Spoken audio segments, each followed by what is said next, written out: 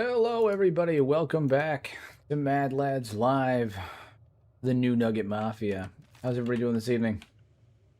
Primer made fries and cheese dip for dinner. Honestly, I'm jealous. I didn't. What is it? I had a homemade orange chicken for dinner, and it was okay. It was okay. It wasn't terrible, but it could have been better. It was kind of a rush job. I wasn't super hungry this evening, so I kind of just made like a quick thing, and it was okay. Definitely could have been better. Oh man, okay, so we're back with the Nugget Mafia. If I recall, yes. All right, so we should be making some cash now. We got some food cubes over here. What's the inventory here? Okay, so yeah, we've got food in there now. Yeah, things are good. Things are good. Things are good. So we're actually gonna head back to the base. Head over that way, and while we're headed over that way, I'm gonna pop over and see how Grink and the Wall are doing. How are they? What are they up to right now? Door's closed? Absolutely not. The door's never closed. Not at Red's Garlic. Absolutely not. How is everybody this evening? Oh, I need to turn my UI mask back up. Yeah. So how's everyone's day gone? I'm gonna warn you guys ahead of time. I'm fucking exhausted. This week has been absolutely just absolutely killed me. I'm exhausted. So I apologize if I don't usually have the same like level of oomph and energy that I usually have. I'm exhausted. Usually it's funny because I stream Sunday through Thursday, and usually by the time I get to Thursday, I'm just beat. And then during the day, I'm making shorts and I'm prepping content and I'm writing scripts and I'm getting things ready. This all today was a lot of getting ready for next week's podcast. It was a lot of putting together shorts for the podcast channel. It was putting together shorts for my channel. I was working on a script that I'm doing for a really, really big project for a historical comparison of Kenshi's history versus our own history and how they compare, how they differ, what we can glean from all of that. Really long video, probably going to be like a 45-minute long to an hour long analysis. So I was digging through books and all that stuff. And then in between that, I was dealing with, obviously I was, hanging out with the kids and, all the fun stuff with the kids and playing games. We played bingo today. Fun. And my son and I hung out and played Castlevania on my phone for a little while. So, well, my daughter was hanging out with my wife, but yeah, so it's just been a long day, and I'm pooped. So I apologize if I don't have the same level of fervor and energy that I usually have. I'll try and pick it up. I have coffee, so hopefully that'll help.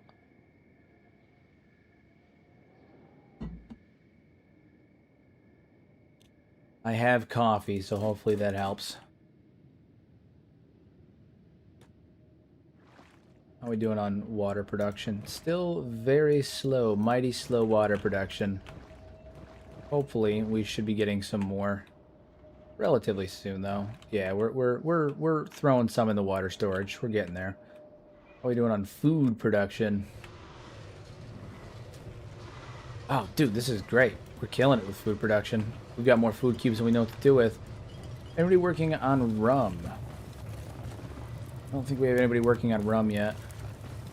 That's what you're gonna do. No, not you. You're not working rum. We're gonna have Hodge here make rum. That's what he does. Hodge makes rum now. That's his job. Anyone who gets upset at someone for having a life is cringe. Yeah, no, I know that. I'm not like apologizing for having for having a life per se. I'm just giving you guys fair warning that I'm just tired. Is all. Tonight might be a little bit lighter, a little bit lighter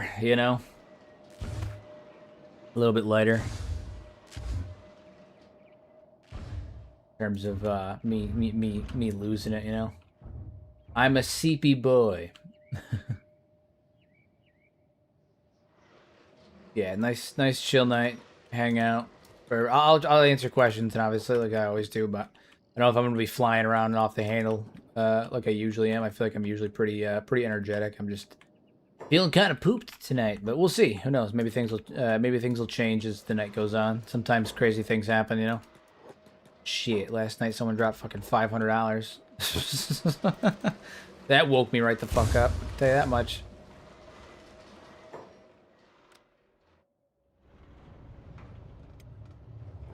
So, who knows? Maybe the night will get crazy. Maybe the night will get crazy. Cactus rum, how much does that sell for? 521? Yeah, we'll make rum. We got plenty of cactus. We got plenty of cactus. We have, I think, like 1,500 cactus. So, I'll give you a spare 500 USD if I had a spare $500. No. I would never ask anybody to do that. That was crazy. Absolutely crazy stuff. Are we expanding into booze today? We are expanding into booze today. I'll take the Monopoly money. Yeah, we're expanding into booze today. We're getting cactus rum now. So now we are producing food cubes and cactus rum. Those are our exports. And eventually cactus rum will switch out for something else, but we have 1,500 cactus right now, so we can make a steady supply of cactus rum. And, you know, we can go from there, but... yeah, we can get a nice steady flow of cactus rum happening. What is Ruka doing? Operating the machine? No, I don't need you to operate the machine. I need you to haul to the machine. That's what I need. I found a great base location south side of the border zone in the river. There's an area where you can build a bridge to access the higher area. We'll send pics when I'm done building there. Please do. Please do. I always love to see everyone's base. I always love to see everyone's bases and what they're putting together and everything. So yeah, please do send photos. Send base photos. With all these Martian dust storms, those Ashlander hat and goggles are coming in handy today. Yeah, no, it's pretty dusty here. Pretty dusty here. Pretty dusty. Although I'm excited because we're on our way to the goal pretty well. We're sitting at 100,000 cats, which is cool. Because once, you know, not that I'm trying to rush the playthrough, but I am trying to get through the Nugget Mafia because I'm really actually very excited to do Project Cthulhu. I'm very excited to play Star Wars Kenshi. I've never done it before. It'll be my first time experiencing it. I'm so excited. I am beyond hyped, everybody. Maximum overhype. Gonna be a good time. Gonna be a nice break from the monotony, you know. Not that Kenshi is fully monotonous to me or anything. I still enjoy playing quite a bit, but it's gonna be a nice change of pace of something that I'm not used to. So, it's good. It's good. But we're killing it with these food cubes. I mean, we're packing them away. Look at this. Crazy stuff. Crazy stuff. Packing them away. I do think we're gonna have to go on another water run though. I do think that is the case.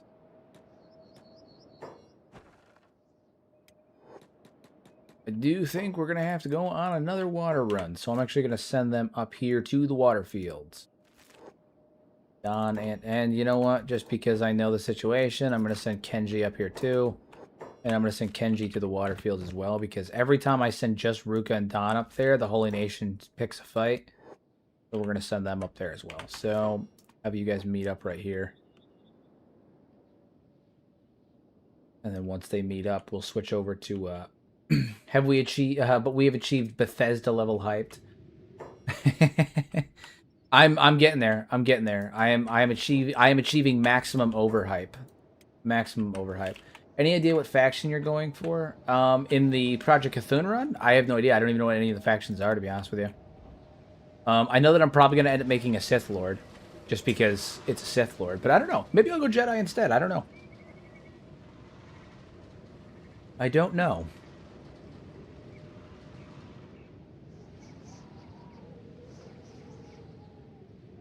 I just don't know. My tiny brain cannot comprehend it. These levels of maximum overhyping. What are we doing on storage? Oh yeah, we got decent storage of green fruit. Decent amounts of green fruit storage. They there yet? Oh shit, yeah, they're already there. Hello, party people. Got these random load-in buildings. These LOD buildings.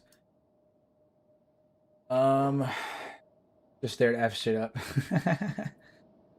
I will get your dog. I do remember if I see an animal trader, I get him. Cthulhu can be very confusing at first. No shame in doing a lot of homework before starting. Yeah, I'll probably do a little bit of research, but I think that the blind reaction on stream is something that people really enjoy. I enjoy doing it, and I think that people enjoy seeing the blind reaction too. So I think to a degree, I might keep it organic and just be like, yeah, this is the vibe. This is what happens, you know. So we'll go from there. To a degree, I think people like the blind react. So I think we'll probably end up. I mean, I'll do a little bit of homework just to see what factions there are and that kind of stuff. But I am, yeah. Well, I mean, we'll see. We'll see. We shall see. God damn, I'm pooped. Straight into the Holy Nation. Fantastic robots. I don't know if I'd say we're full robots. I think that's dramatic. We're skeleton adjacent. We're nuggets, not robots. Calling us robots feels almost disingenuously incorrect. That is, it is functionally offensive. Oh shit, Rook is getting her ass kicked. I was like, why did they suddenly disappear? I blinked and they're gone. It's because Ruka's getting hit. They're going after Ruka. Kenshi, kick their ass. Ruka and Don, all ass out of here. Kenji will be fine. Go. Run, my nuggets, run.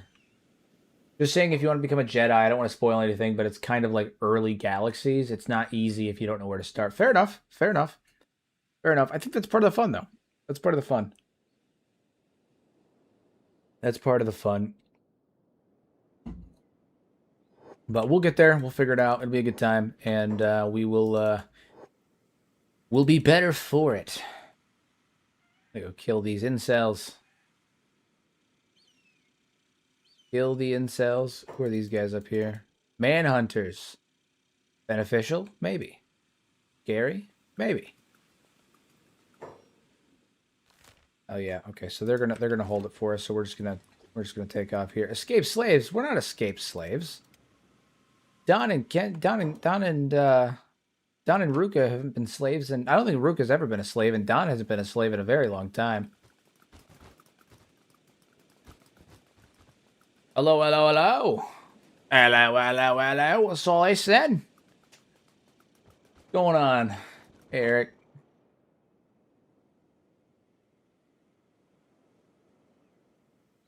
Rebel farmers fighting herbivores. Classy stuff. I was a big Galaxies player back in the day before CU and NGE. I only ever saw one Jedi one time for under a minute. Wow. Wow. I never got a chance to play the old Star Wars Galaxies. I've heard a lot of good stories about it. A lot of my friends have cool stories about it. I never actually got to play Galaxies. I did, however, play a disgusting amount of the Old Republic MMO, like too much time. Many years ago, when I had surgery on my leg, I was out for 6 months, and I blew way too much money on Star Wars: The Old Republic. All I would do is just sit around all day on my prescription medication and play Star Wars: The Old Republic, you know? I think I blew like $800 of microtransactions in a short amount of time. I blew so much money that I blew so much money that they actually put a freeze on my account's ability to purchase more stuff because they were like, it's too much. You're spending too much. Can I post a link? You can try, but I don't know if it'll go through. If you're not set as a mod, you don't. What is it? YouTube blocks links from anyone who's not a mod to prevent spam. It's an auto like bot issue like thing that they do. I can't even change it. Otherwise, I would. Otherwise, I would allow it. But they do it to prevent botting. I was a small child playing Star Wars: The Old Republic. People used to yell at me because I was a dumb child. Wow. Wow. It didn't. If you leave and come back, you'll notice that it's gone. It won't show up on screen. It shows up for you, but it doesn't show up for anybody else.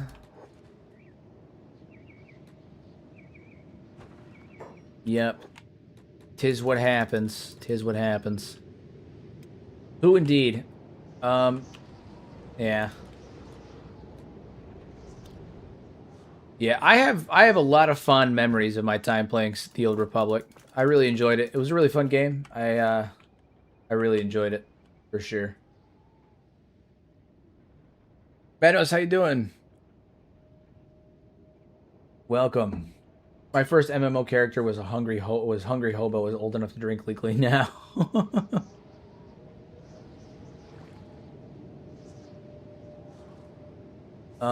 Yeah, I have a lot of fond memories of playing the Old Republic. I mean, I thoroughly enjoyed it. It was really good for its time.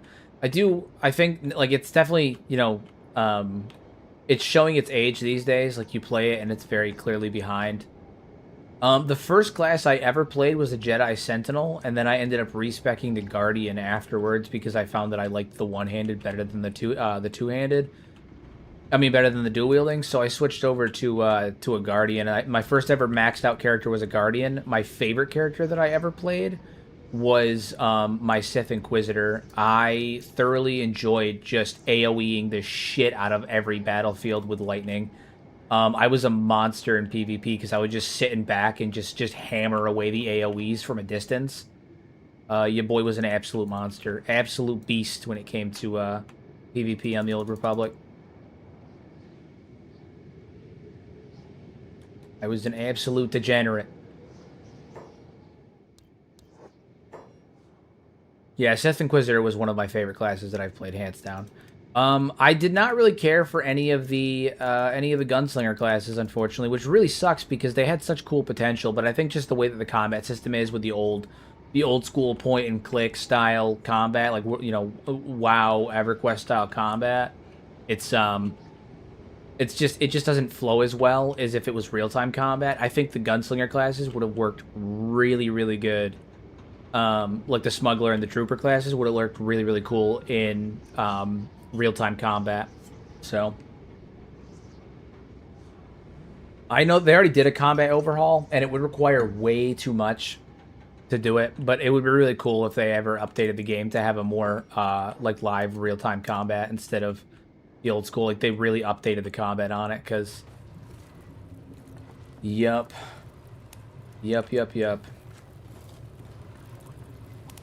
I really enjoyed back in the day. Like, one of the big draws for me for the Old Republic was, especially like during that time, I was really into like the roleplay community because the Star Wars is such a large, well-known IP that it's easy to create stories because so much of the world lore, so everything just flows super well. And I was really into the roleplay community. I was in a lot of heavy like roleplay guilds and stuff, and I liked it because it let your character like create and develop their own story over like a long period of time. That it was a good time. It was a really good time. I met a lot of really cool people. I was really into the game, and yeah, it to a degree, it's kind of sad to see it in the current state that it's in. It's just such a shell of a game these days, unfortunately. It is just such a shell of a game. Abandoned by time. Alright, Don, we're going to send him on a run. That and the Old Republic was decidedly pre-Kennedy. Yeah, I don't... God, dude, I'm so happy Kathleen Kennedy is no longer over Star Wars. Kathleen Kennedy and Leslie Headland, I'm glad the two of them have nothing to fucking do with Star Wars anymore, because they had literally no idea what they were doing for... what they were doing. They had no idea what Star Wars was about. They didn't understand it. They had no idea what Star Wars was even about. Zero concept of what Star Wars was even about. Wildly frustrating stuff. Wildly frustrating. Yeah, well, that's what it is. They try. It's funny because, like, what is it? Disney put out a press release recently that was like, we need to basically, like, when it comes to Star Wars, we need to get get the male audience back. Like, we don't have a male audience anymore. And I'm like, yeah, you guys don't have a male audience anymore because you guys, like, you alienated them. Like, what are you talking about? Of course you don't have a male audience anymore. But it's too late, unfortunately.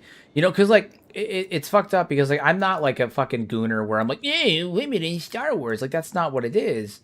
But like, you can have women in Star Wars without making the men be the most evil things around. Like, you can have both of those things, right? Like, women in Star Wars have always been important. Padme, look at Princess Leia. Like, there's always been important women in Star Wars, and some of the coolest characters in Star Wars lore were women. Like, I don't understand the whole, like, the whole thing about it.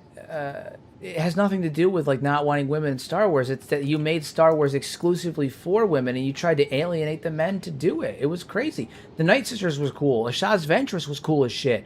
Aayla Secura was one of the coolest fucking characters in Star Wars canon. She was badass. She was so badass, they put her on one of the most hostile planets in the galaxy, in this being Fallujah.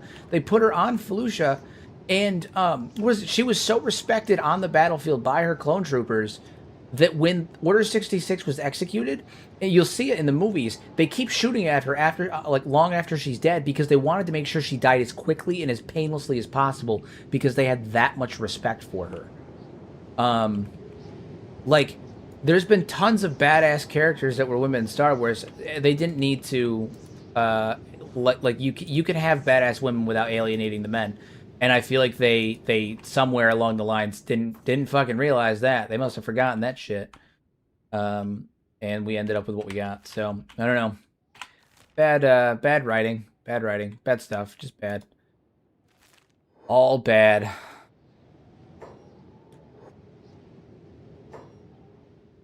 All right. So yeah, they should be ashamed. They should be ashamed. It was no good, no good. We're gonna pick up the wall here, and we're going to attempt to head over to Hef now and set up that third restaurant. Heck yeah, the worst part is they showed us that they could write good characters with Rogue One. Movie still had some problems, but hey, it's way better than anything else they released. Well, you know what it is all of the better, most of the better Star Wars stuff to come out of the Kathleen Kennedy era, and most of the good stuff that came out of the Leslie Headland, Kathleen Kennedy era was not from Leslie Headland or Kathleen Kennedy. It was from Dave Filoni. And like, don't get me wrong, he still had a couple of things that were fucked up. Like, he was, he was heading the Acolyte, but also Leslie Headland was the creative director for Acolyte. So like, she was the one that was like making the final decision on stuff. Like, she released an article the other day. I think what is it? There's another YouTuber that Star Wars Theory is what it is. Posted a video the other day where she literally tried to say that when they did the first ever on-screen introduction to Darth Plagueis, she wanted to model it after Gollum. Fucking Gollum! Darth Plagueis. One of the smartest, most brilliant, most, like, upper-class characters in Star Wars. The man was a banker. He owned banks. He was a politician. He was historically in Star Wars canon one of the most brilliant, wealthy, upper class, high profile nobles, and businessmen and like members in Star Wars canon. He ran several of the banks. He funded everything by himself. In terms of like the clone armies, he paid for and funded the clone armies. He funded and paid for the separatist movement. Like, he funded and started all of that shit. And she wanted to introduce him like Gollum, like fucking Gollum. I just that was crazy to hear. Crazy to hear.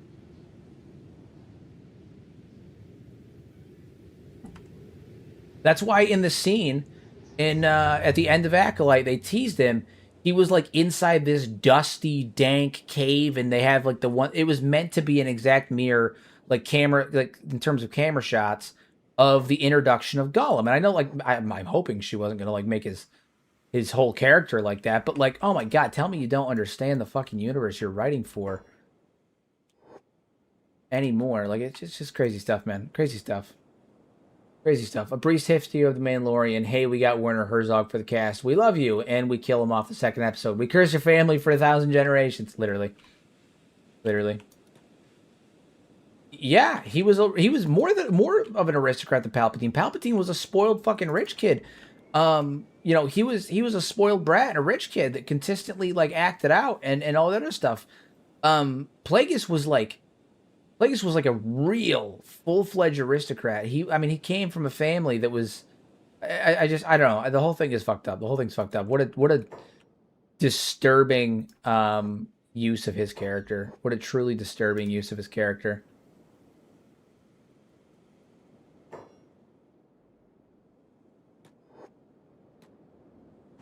All right, we're gonna buy this outpost right here. This little outpost right here. We're gonna go and do the big building this time. We're gonna try it this time.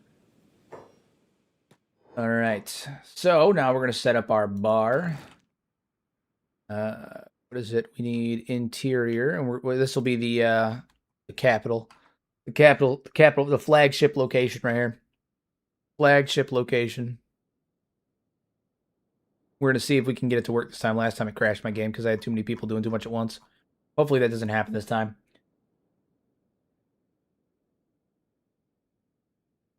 At least they haven't fucked up the Mingal, my favorite Star Wars Eldritch Horror. I mean, I'm excited for like what they're doing right now with they're bringing in Abeloth.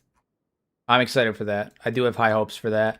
Not only because like Abeloth is such a cool character, like a cool villain, and it brings, harkens back to the Clone Wars, which is, arguably one of the best pieces of Star Wars media that's come out in a very, very long time. But also, in addition to that, I just think it's a cool character. Like, and what is it? Hayden Christensen's on board and doing, coming back again is Anakin, and that man hasn't lost a step. What's at all. Hey, Red, we're talking Star Wars again, as we do. Abeloth, the mother, absolutely, yeah. There's reason to believe that the whole story with Ahsoka and all of that stuff is headed towards them bringing Abeloth into the story. And then there's also been rumors floating about that because they're bringing Abeloth into the story, that Ahsoka is going to be representative of the new generation of the daughter. Anakin has taken his rightful place as the balance in the Force, or the father, from the other side, so he represents the true balance of the Force. Ahsoka is the light side, Anakin's Padawan, who was trained in the light and is the embodiment of the light. He needs a Padawan from an apprentice from the dark side that's going to be the true embodiment of the dark side. Who better to do that than the incomparable, the wonderful Sam Witwer as fucking Starkiller? And so there's a chance that for the Abeloth situation, they're bringing in Abeloth and they're going to finally canonize Starkiller again.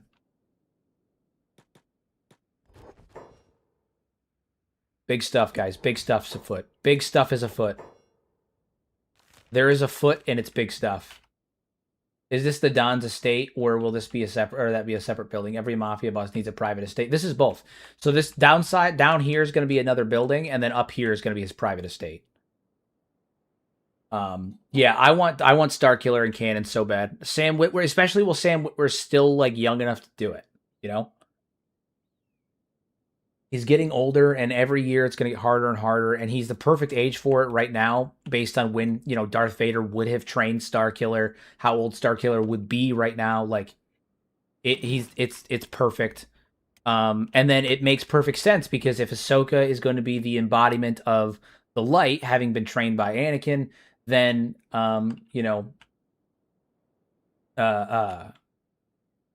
we need an embodiment of the dark that was trained by the dark side of Anakin, being Darth Vader, which would be Starkiller. It makes so much sense.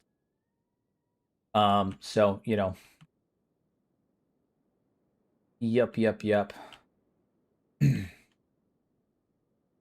Yeah.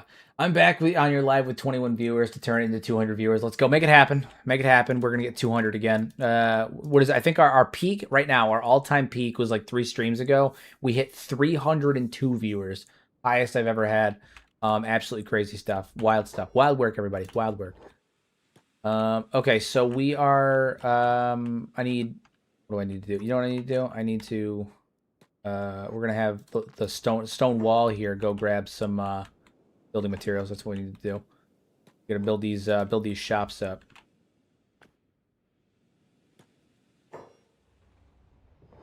The wall.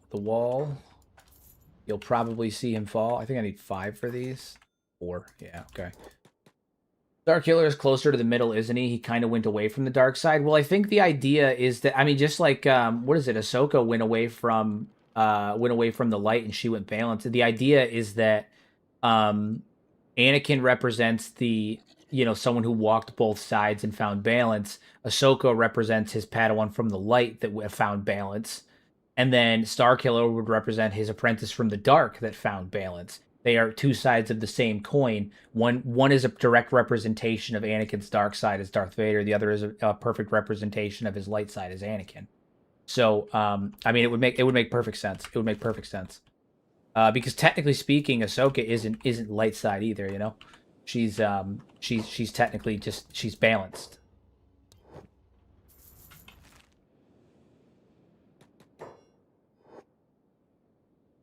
"300 people, more than the population of the Shet Kingdom." That is probably sort of true, yeah, actually. Realistically speaking, that's probably not super inaccurate, to be honest with you. Hell yeah, get some food cubes up in here. Alright, then we'll have Don come up here and buy some more building materials. She has a white lightsaber, right? Yeah, because she purified a kyber crystal that had been bled by an Inquisitor. She has an Inquisitor's lightsaber kyber crystal that she bled. That she purified, I mean. So, she is perfectly balanced.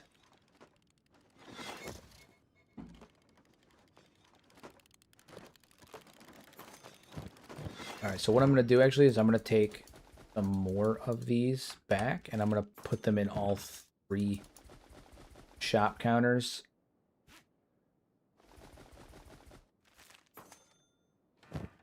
Just to get some variety in here. Just to get a little bit of variety in here. The perfect thing for my Arc Raiders break. How's the mob holding up? They're doing. We are making money. We are making money now. Our shops are officially cash positive. We're making some solid gains. We'll pop on over to Burn, see how he's doing. We did just get a new store, so I am going to save it, though, because I now have people in 3 different cities, plus the actual base. So I got to keep that going. But yeah, no, we're making money. See, we're making money. We're cash positive. We're selling drugs. We're selling food. Things are happening. We're making stuff happen. Things are happening. And then we got Grink over here. He is also making money. Yep. There it is. Good stuff. So we just made fucking 10,000 cats just right there. Perfect stuff. Alright, we need another squad up here. This one is going to be the Drunken Emperor.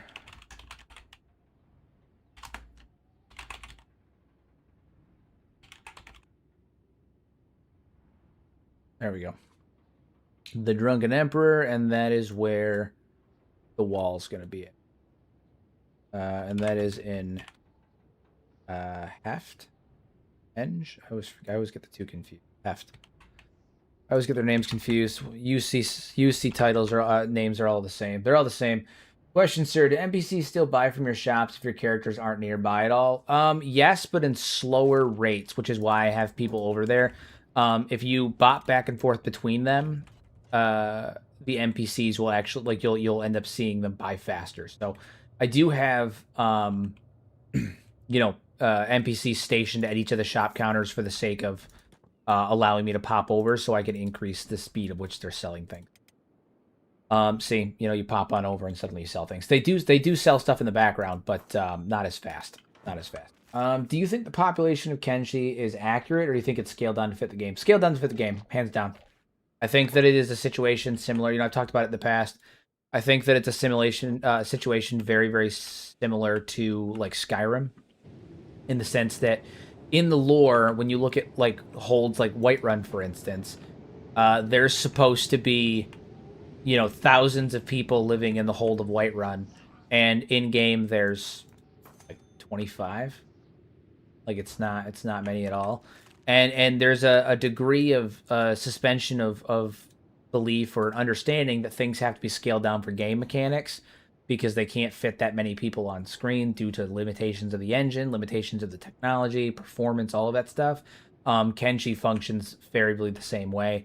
population is indefinitely scaled down for it. So, what do you expect the population for the continent or the factions to be? I would say, I think a reasonable guess. I think this is a reasonable guess. I think that you could take the existing population on Kenshi. Like I think if you have the game set to a ×2 multiplier, like I have mine set to times 2.225. So I think if you set the game to a ×2 multiplier, right? I think that if you took that number of people and you multiplied it by 5, you'd probably have a more accurate representation of what the population of Kenshi is. I think that would be a fair number. You know, if a town has, if a town in my game has, 40 people or 50 people, I think that realistically speaking, you could multiply that by 5 and you'd have a closer number that's maybe a little bit more accurate to how many are there. But that's just like purely conjecture. I have no idea if that's like an accurate number, but that's what I think is a reasonable number. So this here is not only going to be Don's personal restaurant / bar. It's also going to be his home. This is where our dear Don Tony McChicken's gonna rest his head at night. Where he's gonna rest his head at night. You know, we have the base back there. You know, Chateau McChicken, but that's largely for manufacturing purposes. That's not where Don spends his days. He spends his days here. He spends his days here, living the dream, living the dream. Spends his days here, living the dream. And we're going to. I'm gonna take a minute. I'm gonna make a house that kind of reflects that. I'm gonna make a house that reflects that. I don't know how well it's gonna go, but I'm gonna make one that reflects that. He is a prominent businessman, and he will be treated as such.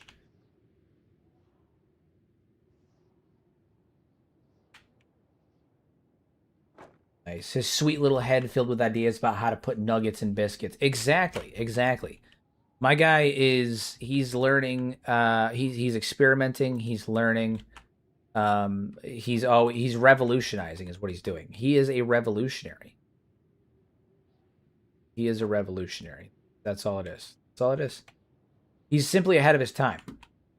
He's simply ahead of his time.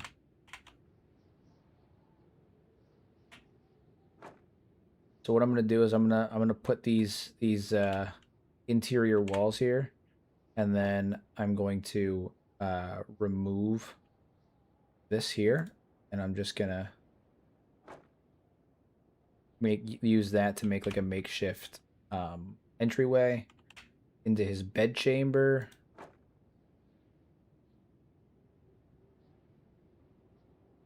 And we're gonna go from there. But yeah, so this is gonna be where the Don hangs his head, where he sits at night, thinking of new ideas, new intricate schemes.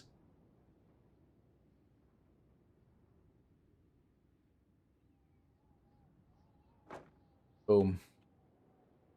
Boomski. There it is. What's a potato? Dip them in mashed potatoes. We don't know what no potatoes are. French fried mashed potatoes. Tony became richer than some of the nobles in the empire. Can confirm. Some of the nobles said the other day when we were yesterday. Some of the nobles said yesterday when we were on stream that they couldn't even afford to buy some of the weapons in the weapon shop. Don Tony McChicken could clear that bitch out. He's a man of means. All right, he identifies himself as a man of means. So he is the Don, the big dog.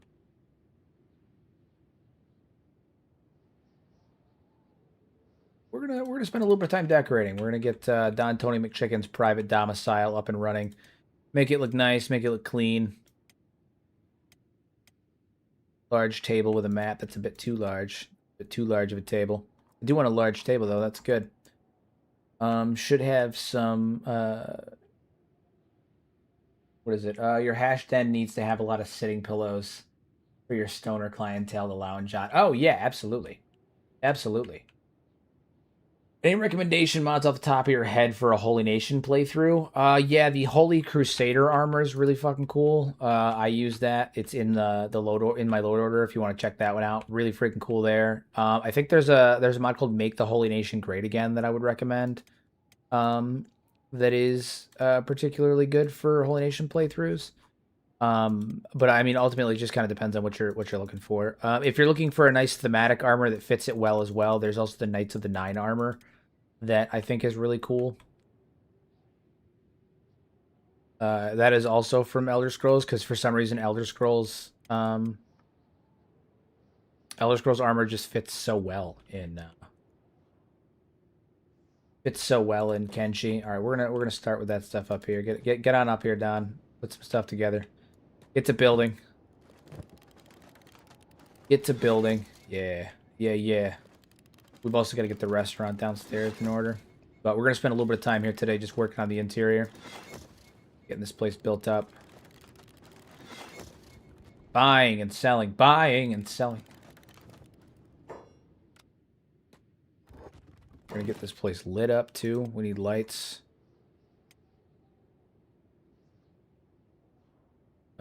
Actually, let's do... Here, is there like shelves that I can put here? Low tables. Large table. That's too large. Just table. Just a table. Table. There we go. That's what we need. That's what we need. Just a table. Too close to another building. Fuck you. Always with this nonsense, and I don't feel like messing with that right now. Fine. We'll do the round tables for the sake of getting the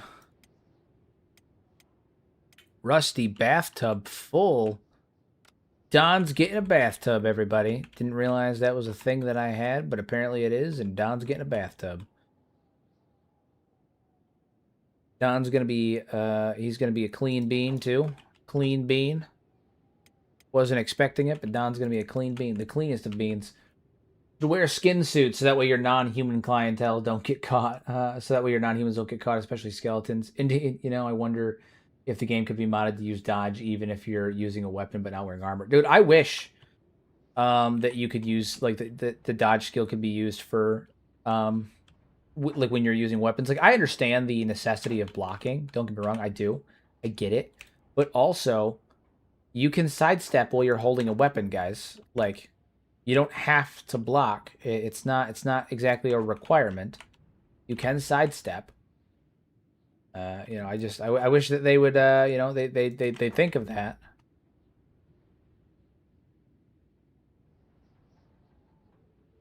Chairs. Chairs built up.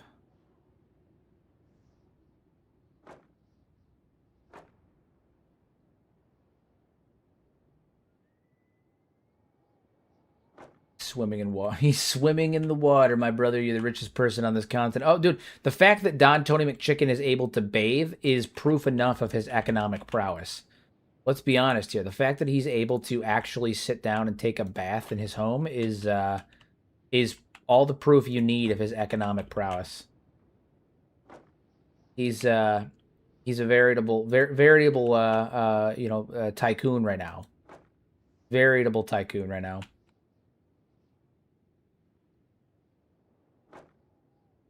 My guy is, he's rolling in it. He's living in it. Other people have taken baths all the time in the past. But not like this. None of them have taken baths in the lap of luxury like Don Tony McChicken does.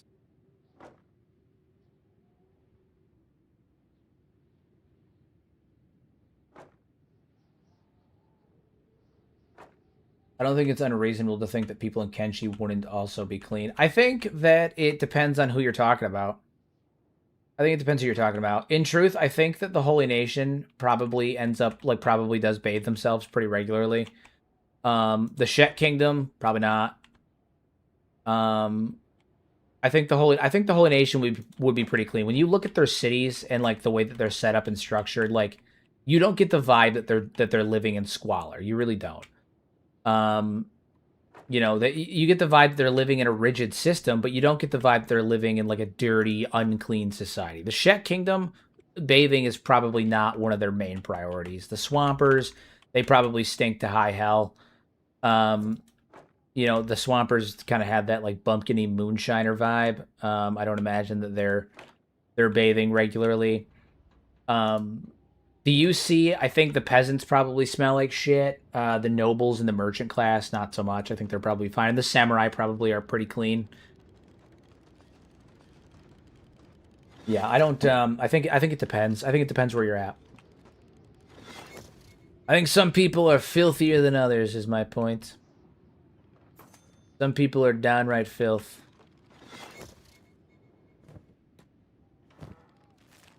And some people not so much. I think there are probably cleanly rules in the Holy Nation, like in older Christian/Jewish rules. Yeah, like I really think that there's probably like, like laws in place and stuff like that. Like I just, again, you don't get the vibe when you're looking at the Holy Nation that it's a place that's just like absolutely fucking filthy. Like it's probably pretty clean. It's probably reasonably clean.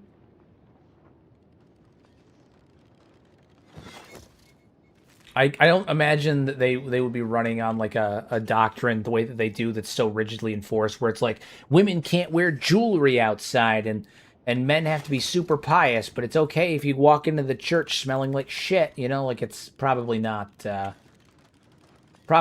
case. Probably not the case. Honestly, there's probably laws in place where if you do go into the church smelling like shit, you're gonna get arrested or something like that. So I would imagine that there's laws in place. Failure to adhere to those laws is punishable by demise. Shek definitely bathe in the blood of their enemies, nothing else. I think the Shek probably do have they do bathe and stuff like that, but I don't imagine they wow, the samurai police just breaking down this fucking door. I don't imagine that they're, doing it regularly. They probably do not smell fantastic. They probably do not smell fantastic. Oh man, Matt. By the way, I got started today on that build. I am working on it. I've got to do a little bit of planning on it, but I'm working on it. I spent a good portion of the day today working out like location and playing with a couple of ideas and how I wanted to do it, and kind of working out a couple of themes because I've some of the buildings that I'm going to use I've never used before, so working on that. But I am working on it, good sir. I am working on it. Out of curiosity, what do you think your squad limit will be in Kenshi 2? The 256 squad limit mod is basically an essential mod for most people at this point. Do you think Lo-Fi will go that high? I do. I think that Lo-Fi is smart enough to take a lot of the a lot of the most popular mods, a lot of the a lot of the things. See you later, Dragon. Thank you for stopping in. I think Lo-Fi is smart enough to take a lot of the most popular mods and integrate them into the game as just baseline. And they'd be foolish not to. But like mods like, 256 and stuff like that, I think that's going to be just baseline. I think that's just what they're going to do. Similarly to the way that, like, for instance, not that this is an example that builds confidence, but the settlement system in Bethesda games that appeared after, in Fallout 4 is the byproduct of a mod actually that became incredibly popular for New Vegas. They modeled it after that. It took inspiration from that. So I do think that they're going to do something similar where they engage with the community in that way. Yeah, I do. Interior building today, huh? Yep, that's what we're doing. We're working on some of these interiors. We're making them not look like crap, adding some things in, all of that stuff. We're trying to lighten these places up, make them look nice. I think what I'm going to do is I'm actually going to make in some of these shops, I'm going to make a second counter in like the back room here. And that's where I'm going to store the hashish. So the idea is that like, the front counter houses all the food, but then the drugs are in the back, and you got to go to the back to get the good stuff, So I think that's kind of the avenue I'm going to go with that. Also, more shop counters might draw people in. I think it was Fallout 3, not New Vegas. My memory serves, but it could be faulty. You might be right. It's one of the two. It's one of those two. It's either Fallout 3 or New Vegas, but it was inspired by a mod. Is the main takeaway for it. So, and I think that I think Lo-Fi is smart enough to identify the mods that people are using as like quintessential in their playthroughs and continue it. Distortions, hey, how are you? Welcome. Welcome. How for art thou, comrade? We're doing interior decorations today on our various businesses. We have 3 shops that are open and running for business right now, where we're selling food cubes and whatnot. And we're getting there. We're getting there. Got food cubes cooking. We got people people coming in buying and selling stuff. It's gonna be good. It's gonna be good. It's good. Don, come on up here. Grab more building materials. I want more cooking skills and recipes in the next part. Yeah, I think that. Like, yeah, so Sim Settlements in Fallout 4 is a perfect example, I think, of like the next evolution. Like, if they're smart, they're gonna try and emulate Sim Settlements. If they're smart, honestly, they won't even try to emulate it. They'll just have Kingath do it, because we already know Kingath is on their payroll, right? Like, he made the Kingath. Not only did he make Sim Settlements, the most successful Fallout mod of all time, he also made the only Starfield mod that is like wildly successful, like the officially licensed Starfield mod, in the form of I don't remember what it's called because I barely played Starfield, but it's the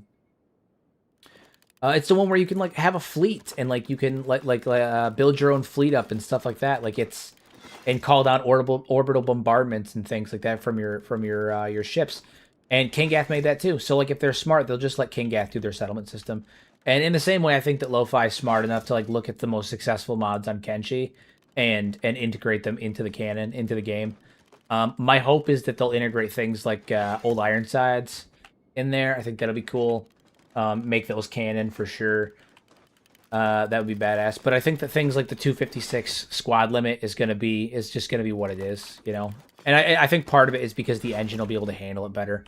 A lot of the squad limits in Kenshi 1 were the byproduct of either the engine having a hard time, handling it in the long term, those larger numbers, but also for balancing reasons, because 30 squad members can get pretty beefy in the base game later on, unless you have mods or like changes in the difficulty that make it make it harder. So partially for balancing reasons, but also partially for that. But I think that we're going to see higher populations and stuff in Kenshi 2. So I want to have better between settlement management, like automatic trading between your settlements. Yeah, it'd be cool to have someone, like, instead of me having to manually run food to all of my shop counters for economic reasons, it'd be really cool if I could just set one character to run back and forth from the base to the shop counter. Just he runs back to the base, fills up his inventory with this item, and then runs and drops it off at the shop counter. It'd be really cool if you could just set that up to happen automatically.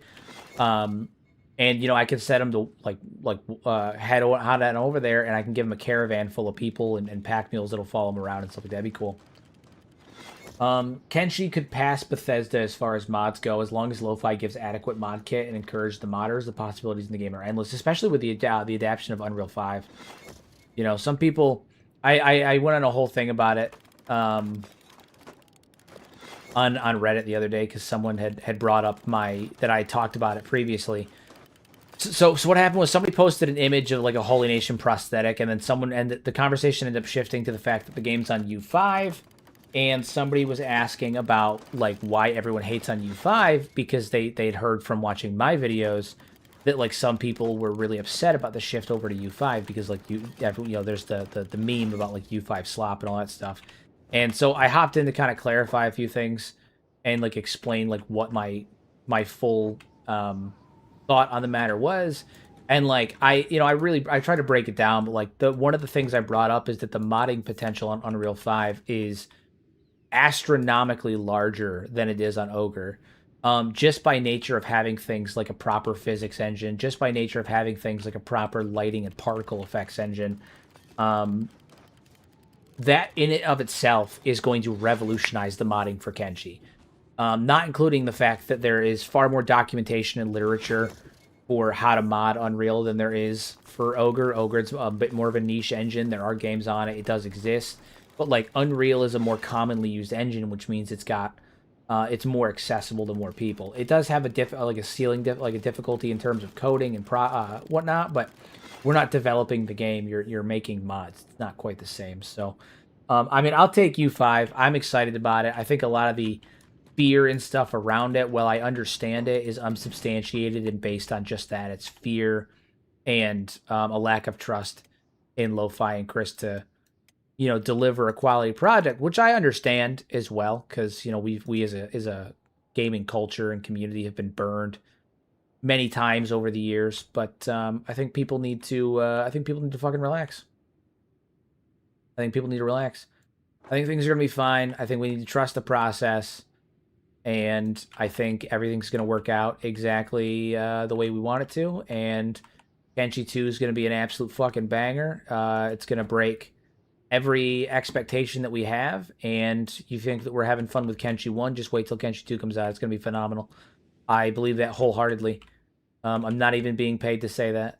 I haven't even gotten confirmation that I'm getting a beta copy yet, and I'm still gonna fucking sell it. I'm still telling you it's gonna be phenomenal.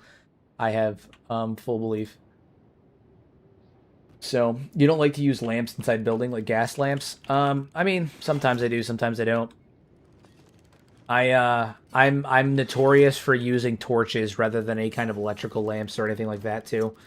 Just because I hate using electricity, even if it's not my electricity. Plus, I'm just using building materials right now, and I don't always have the materials to build some of the electrical stuff right now. 300 gas lamps would probably be fine, but maybe I'll hang some up around the place, like some of those. Gas lamps. Yeah, maybe I'll hang some of these up around the place. Indoor gas lamp. There it is. Ceiling.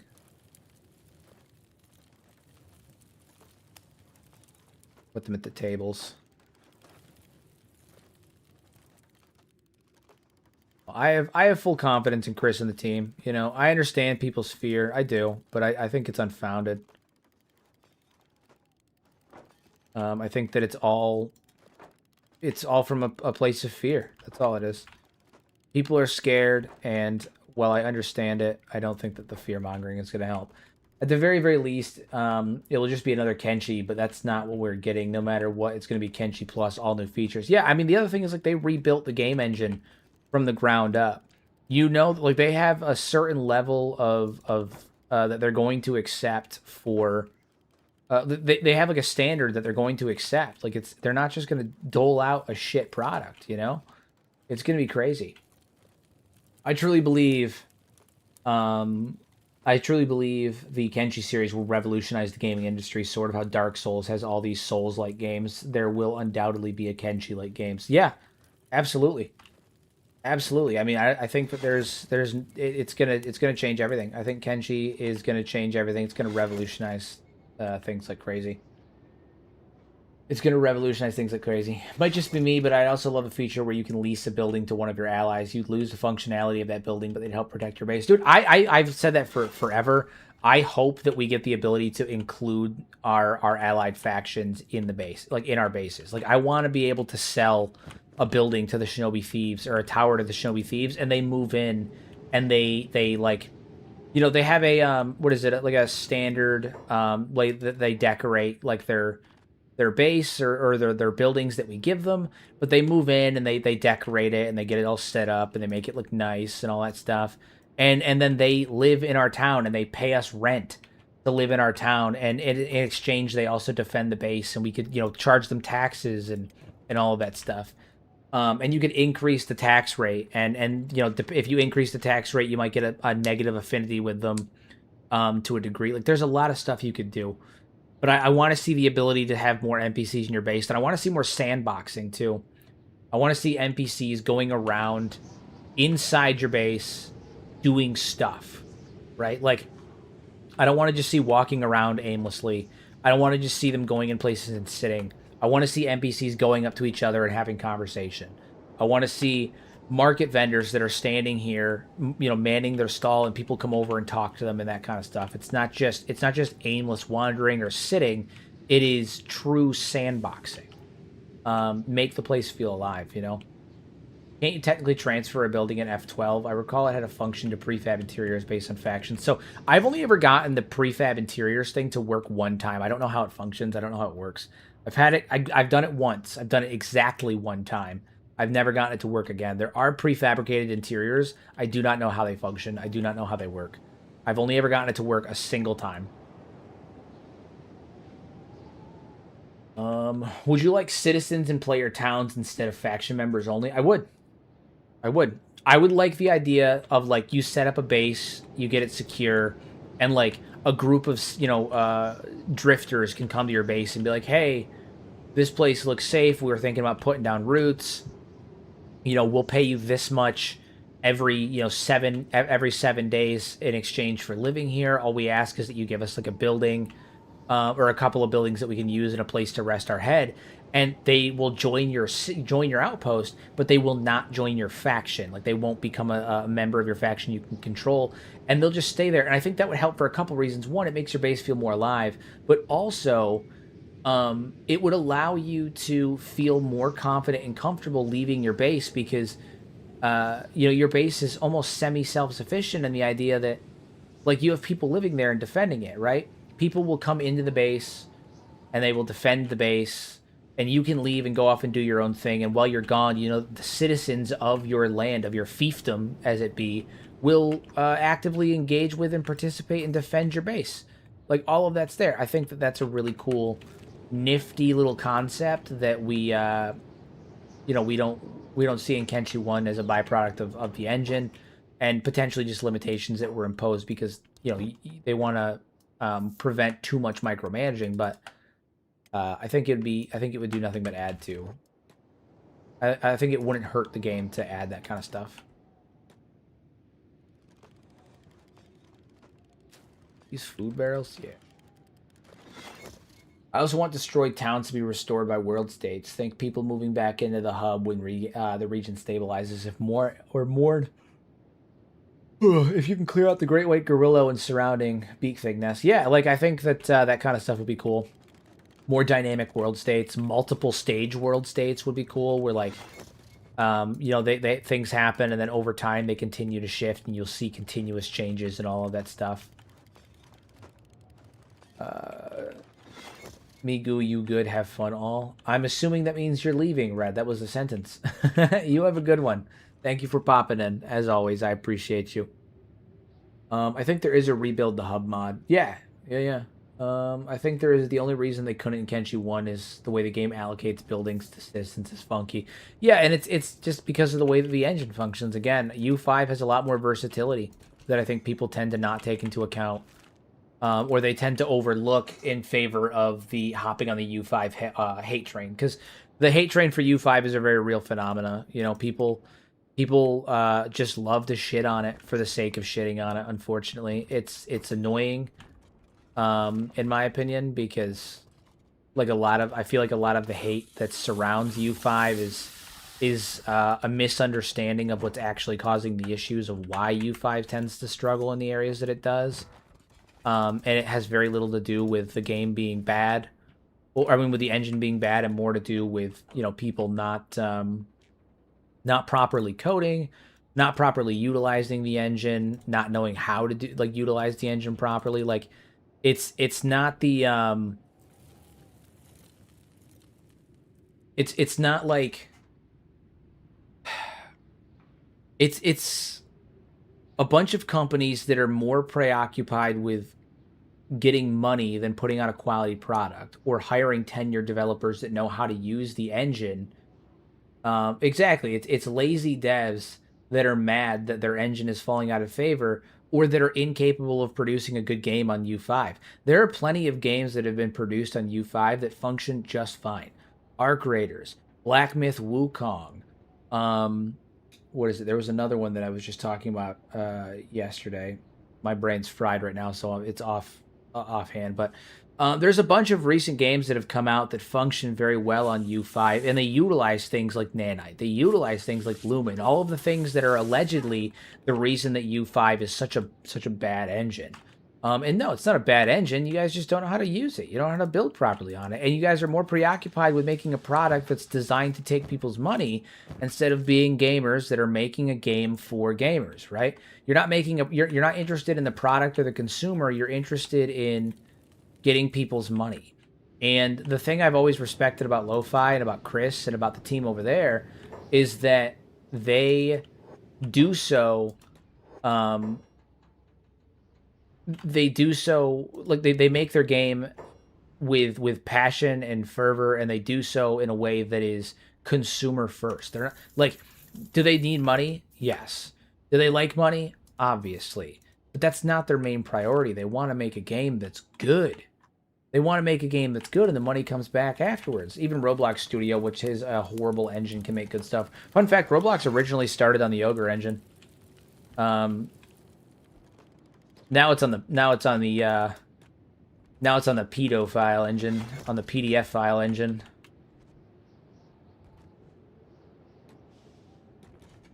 But you know, it used to be on the Ogre engine. Fun fact: back in the day. Sounds a bit Todd Howard. It sounds a bit like Christ, like Christ Hunt, good old Christ Hunt. Praise be him. Praise be him. No, I just have faith. I just have faith in them. I know that they're gonna do a good job. I know that they're gonna do a good job because they've given us no reason to think they won't. Right? Like that's one of the big things for me too. Is you know, Lo-Fi's never given me like anything to indicate that they are not taking this seriously, that they are not putting the consumers first, and that they don't have our best interest at heart. They continuously show us that they are. Everybody who complains that, you know, Kenshi is an unfinished game fails to understand why the bugs that are present on Kenshi are there in the first place. It has nothing to do with Kenshi being unfinished. The game is effectively stonewalled by an engine that cannot handle fixing the problems that exist. It just can't. You know, so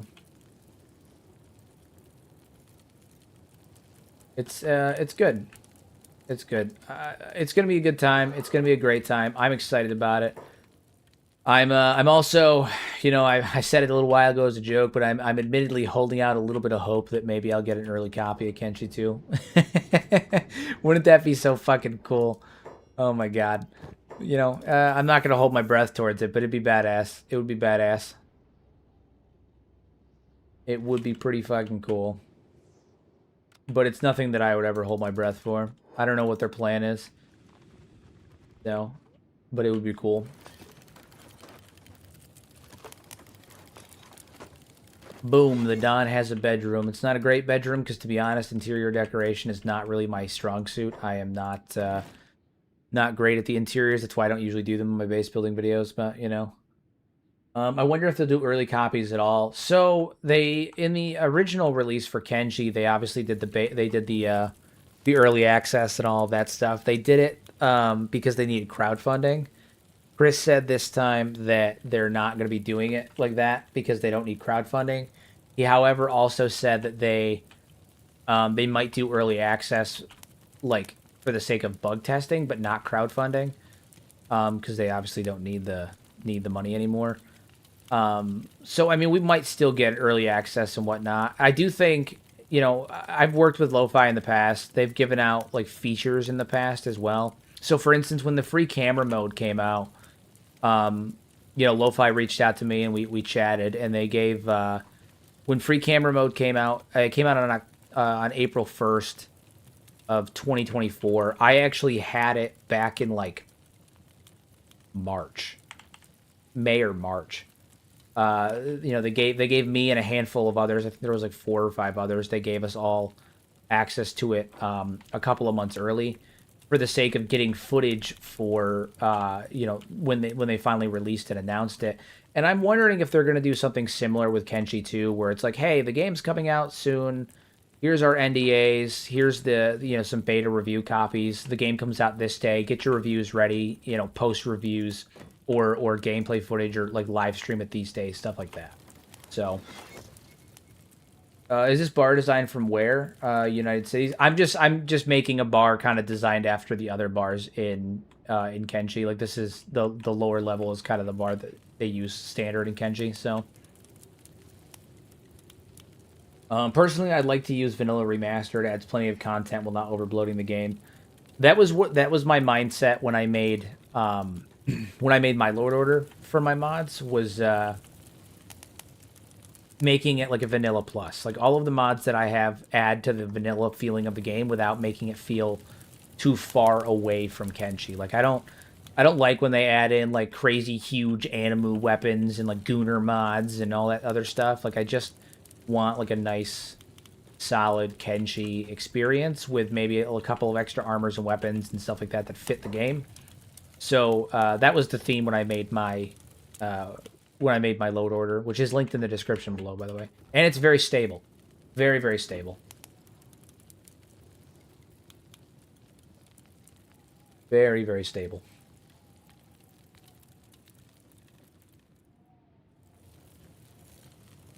I like Kenshi, but with more Kenshi. And that's what it is. Like, I want to keep the feel of Kenshi, you know? Gooner mods kill me on the inside. I got grounded as a kid from Kenshi because of them. That sucks, man. That's terrible. Were you grounded because you had them or grounded because they existed? That's the real question, though. That's the real question. We're getting the inside scoop now. Today I only use performance, use the performance needed, but when I finish some more of the lore, I'll install some of the ones you're using. Yeah, absolutely. At your own brevity. At your own brevity. Stay away from Shek jugs. I don't know. Like, I guess I've never understood Gooner mods like in games. Like, I never understood it in like Skyrim and stuff too. I've never got it. I don't know. Maybe it's because I'm like an adult who's married and like doesn't fucking. But even like when I was a fucking teenager, I never understood that stuff. To be honest with you, like I don't know. Maybe it's just it's up to the individual thing. I'm not a huge into Gooner mods and stuff like that. I don't get it. Like, I just don't get it, you know? Because I was looking at the workshop and my aunt saw one. That's stupid. That's a dumb reason to ground a kid. That's dumb. It's 4 mods in the workshop called Vanilla Remaster. I suppose it has a kind of Borderlands-ish thumbnail. Interesting. Excuse me. Telling you, man.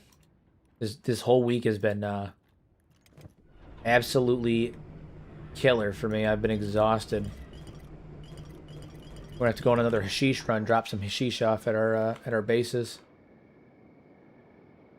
Western Hive is here, but I don't see the actual hive. Where are they? I only see the I only see this guy here, and that makes me wonder. I'm gonna do something really interesting here. Real interesting.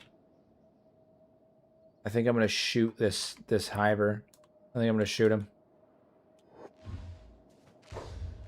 I want to raid his backpack, and I don't see. I see his Garu here, which is the main thing that I want. I want to loot his Garu.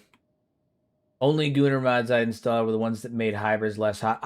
So I guess the only like aesthetically pleasing mod that I install for like Kenshi in that regard is like, I don't know, like I install like hair mods and stuff like that.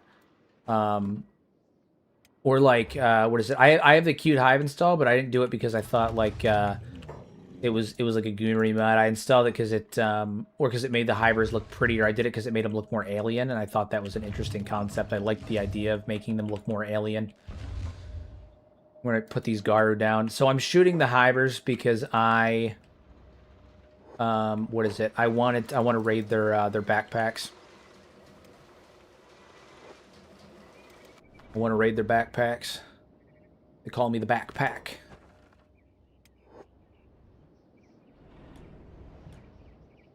Why is Infinite Wing Wang called that?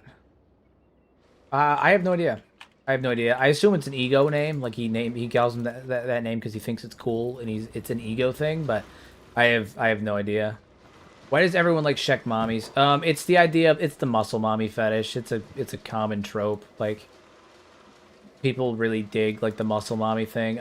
Again, it's one of those things where I guess I just don't get it. I am not one of those guys that likes to be stepped on. I don't really understand it, but tomato, tomato. I'm not here to yuck anyone's yum. Everyone's got their thing, but again, it's one of those things where I just don't fucking get it. But to each their own, you know. Not here to yuck anyone's yum, but you know. The developer thought Wing Wang was funny. I mean, it is kind of funny. Yeah, well, that's what it is. I never shame. I just ask why sometimes. I just ask why sometimes. Sometimes that's all you can do is just ask the question why. God damn it. all the pack beasts for the Western Hive, and I get the 2 here that are fucking useless. On the upside, I guess I did get another trader's backpack, so there's that.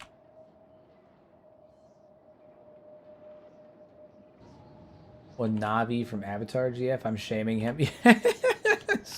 is the blue. Is the blue. Now that's interesting. Yeah. Again, I'm not here to yuck anyone's yum, but I don't get some things, I guess. I just don't get it. And like again, it could be because like I'm married and like I have kids and like I'm an adult who just doesn't do that kind of stuff, you know. But also like I wasn't like that beforehand. I was fucking 17 and 16, 17. I still wasn't like that. I just don't get it. I just don't get it. I truly don't. Shit doesn't make any sense to me. But whatever. Whatever. Fine. It's fine. All right, so we are down on the base now. Surprisingly, this is one of our least, you know, productive restaurants, which I find surprising. I do find it surprising. Yeah, obviously, it's where Don lives, so we're not going to get rid of it. It's his home, but you know. Also, would you dunk his kid Tin Fist? No. At 16, 17, I was homeless and too busy trying not to starve to worry about Gooner stuff. I was also homeless at the ripe age of 16, 17. I was homeless once at 13, and then again when I was 17, 18. And I guess technically you could say that I was homeless from 15 to 17 because I moved out of my parents' house at 15 and house hopped and you know hitchhiked and traveled the country for a long time, but and was around, but you know. It is what it is, you know. It's life. That's life. Would you tunk his Tin Fist? Maybe, if he asked nicely. If he asked nicely. If he asked nicely, what are the best factions to ally with if your objective is taking down the UC? Hard mode, no anti-slavers. Oh, well, you could ally with the rebel farmers. That's a good start because then at least you'll stop getting attacked by the by some of the wandering patrols. Yeah, I would start with the rebel farmers, and then also, what is it? If you ally with the Shek, take out the Bugmaster, take out the Holy Nation, you can then move on to you know having them help you with the UC. So there is that. But alternatively, I don't think I've ever done it, but you could probably ally with the Reavers. I think if you did it right, if you healed up their guys and like all of that stuff. I'm pretty sure you can ally with the Reavers, and you know you benefit from that aspect of things. But I think the Rebel Farmers are a good start if you want to do it without joining the anti-slavers, because at least then the passive patrols won't attack you and kick your ass. Another thing you could do that's super helpful is if you ally with the Western Hive. So get allies with the Western Hive, ally with the Tech Hunters, ally with the so Rebel Farmers, Western Hive, Tech Hunters, and Mercenaries become allies with all 4 of those factions to the point where they'll defend you in combat and then attack the United Cities. What will end up happening as a byproduct of that is the Western Hive caravans, which are always in the cities, will jump to your defense. The Mercenary Guild will jump to your defense. The Tech Hunters will jump to your defense. The Rebel Farmers will be attacking the city anyway. So if you get all of the smaller factions that are always present within the United Cities on your side, and then start attacking the United Cities, they'll jump to your defense, and the Shinobi Thieves. So you know you can just you can just load up on smaller allies and have them attack the city from the inside whenever they attack you. So you walk into a city, they all attack you, and then all of a sudden, you know, you have like 50 different factions jump to your defense. And it becomes all-out civil war as the UC is trying to fight off Western Hive, Rebel Farmers, Mercenaries, Tech Hunters, and Shinobi Thieves all at once. Their entire city goes up on the end. So, Baller, good Ansel, thanks, Papa Smurf. Been listening to your videos while playing. I respect. You're welcome. You're welcome. I'm glad you enjoy. Thank you for engaging. That's you know that's what makes my world go round is the engagement. So I appreciate it as always. I'm glad that you guys are there. Free the slaves while doing that, then add to the chaos. Yeah, in the middle of the fight, free the slaves, free up the prisoners, all of that stuff. Yeah, get the small factions on your side, so when things go south, people just jump to your defense. That's always the answer. Tech hunters are great. Tech hunters are great. Oop, oop, oop, oop. That's a residence. It's funny because it says residential, but and it's fully built up. But if I buy it, these people get kicked out, and all these like interior stuff go away, which I find fascinating. I can just buy it from their people. Not gonna lie, I'd like to see a Kenshi remaster after Kenshi 2. Yeah, that's the plan. That's the current plan. They gave us the option a while back to pick between a remaster of Kenshi 2, which one we wanted to see first, but they have full intention of remastering Kenshi 1. At least they did. I don't know if they still do, but it was on the docket that after Kenshi 2 is done, they're going to remaster Kenshi 1 in Unreal 5. Because they'll already have they'll already have like the infrastructure and stuff set up to do it because they've already rebuilt rebuilt Kenshi, rebuilt Kenshi's function and engine and all of that stuff in Unreal, and all of their systems in Unreal. So they're just all they have to do at that point is rebuild the map and import it into Kenshi into Unreal and all of that jive. So I think the idea would be Kenshi 1 setting and all of that stuff in with all of the mechanics and the visuals of Kenshi 2 and Unreal 5. I think that's what it is. They would just be it'd basically be a setting update. I think that's the end goal though. So I don't know if it's still there, but it's good. It's the game for authors at heart. I agree. Kenshi has been quintessential for me in terms of like my writing journey and stuff like that. Like I'm writing a book. It's very slow burning. We're getting there, and I think I might have to switch to a. Now they can't even afford fucking dust witches. You poor motherfuckers. Anyway, Kenshi's been really, really good for my like writing journey and all of that stuff. I'm writing a book. It's slow roll. I haven't worked on it in the last last 2-3 weeks because I've just been so goddamn busy with everything. But this channel and all of that stuff has been super beneficial for me in the long term of improving my writing and all of that stuff. Make sure to post how to get the book when you finish it in the Discord. Oh, I'm gonna post it in the Discord for sure, and I'm probably gonna talk about it on live. It's one of those things that I'll probably talk about it on live and share the link and everything. I've had enough people express interest in it. I'm debating if I should end up going through self-publishing or if I should send it to an actual publisher. When it's done, I'm kind of on the fence. One's better distribution but lower profit margin. One's higher profit margin but lower distribution. But I'm also like I have a platform where I can kind of get distribution out of the way myself, and I don't have to worry about the middleman for that. I have an audience, I have a following, I have people that are interested. So some of the difficulties around distribution for self-publishing is kind of not gone, but like to a lesser extent than it would be for someone who is just writing a book because I do have a platform. So there's that. I'm kind of on the fence. I don't know yet. Either way, there will be hard copies, and then it will also be distributable via like ebook and all that. It's going to have an ebook variant, like a Kindle Unlimited variant, an ebook variant, and like a physical copy as well. So when it comes out, it'll be ready. My next story will be uploaded to the Discord soon. I am excited, Eric. The Last Soul of Silicon, about a skeleton who was suspended animation from the day before the behemoths were in obedience. That is fire. If you write it, they will read it. I hope so. You need a publisher, I would say. You can still use your platform, but a publisher will reach people that you can't. That's true. That is true. There are benefits to self-publishing, especially if you go through. There are some companies that allow you to self-publish that will also post physical copies in some select stores, depending on how the book sells or your location. So, like, you can self-publish through like Barnes and Noble, for instance, and then you can have they'll actually print the book as it sells, and if enough copies end up selling in a period of time, they'll start stocking it in their stores physically.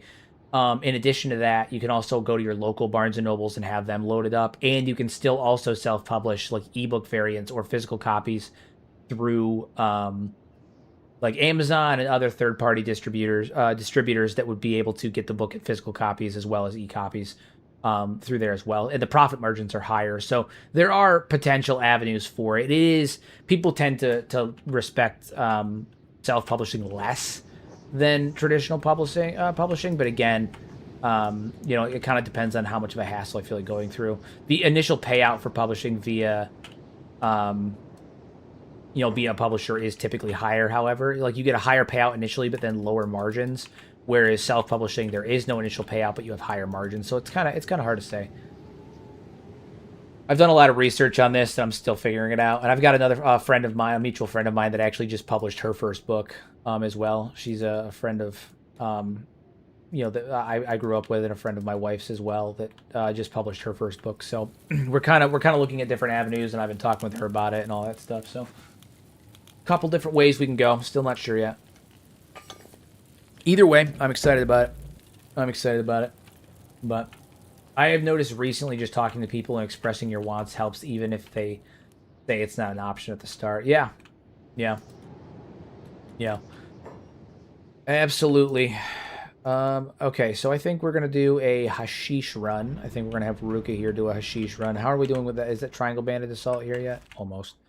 We're going to send Kenshi out front and let him deal with that. Not going to be a tough fight, but it is going to be a fight. They do usually show up and start ruining shit. What they do. Rat bastards. Traders Guild. What do you guys want? You here for taxes? Yeah, it's a diplomat. They're here for taxes. Alright. Alright.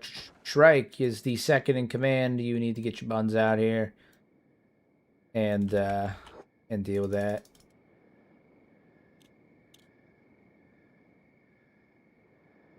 I come on behalf of the Traders Guild. Alright, so my goal here is I'm going to try and keep the Traders Guild here for just an extra minute, because the Triangle Bandits are going to show up, and then the Triangle Bandits will get ousted by the Traders Guild.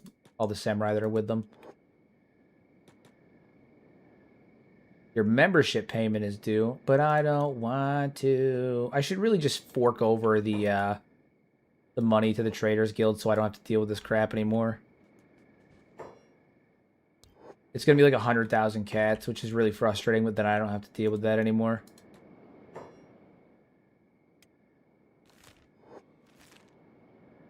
Alright, so this is the Traders Guild, the Samurai Captains, and I believe the Triangle Bandits are right there. So they're going to run into them, which is really funny. Holy Nation is really the best major faction to base with. They don't take money. Yeah, well, what is it? The Shek take food, the Holy Nation take faith, and the United Cities takes money, you know? I would agree. You gotta pay the Bible tax, but, like, just go out there, spam the buttons, do prayer day, shut your face. It's fine, you're fine, and all is well, you know? It's all good. It's all good. All will be fine. You know, just do your prayers and move on. You lose the less. You lose the least amount. And in doing so, you build up good relations with them, and then, you know, they'll defend you and all of that stuff. So there's that as well. United Cities Traders. I mean, we're building relations with the Traders Guild. We're getting there. And then, yeah, so the Triangle Bandits are getting absolutely shredded right now by the Traders Guild. Love to see it. We love to see it. I had to do it to them. And while they're doing that, I'm going to load up on rum. We're going to get some rum here. Have I been storing this rum, or are we just sitting around not doing that? I don't think we've been doing that. Fools. You're a bunch of fools. Haven't been storing nothing. I don't have stores for it, is why. Okay, never mind. I'm the fool. I'm the fool. Turns out I was the fool the whole time. It was me. It was me, Barry. It was me, Barry. And I'm going to run to the capital and load up on the drugs as well. We're going to be selling drugs in the capital, which is the perfect place to sell the droogs. Perfect place to sell the droogs. Shrike, do you have that? Yeah, you do. Okay, so we're actually going to trade with Ruka. Here is the Polanskis here. The Roman Polanskis. We're going to load up this here backpack with even more droogs and food as well, and we're going to run that to the capital.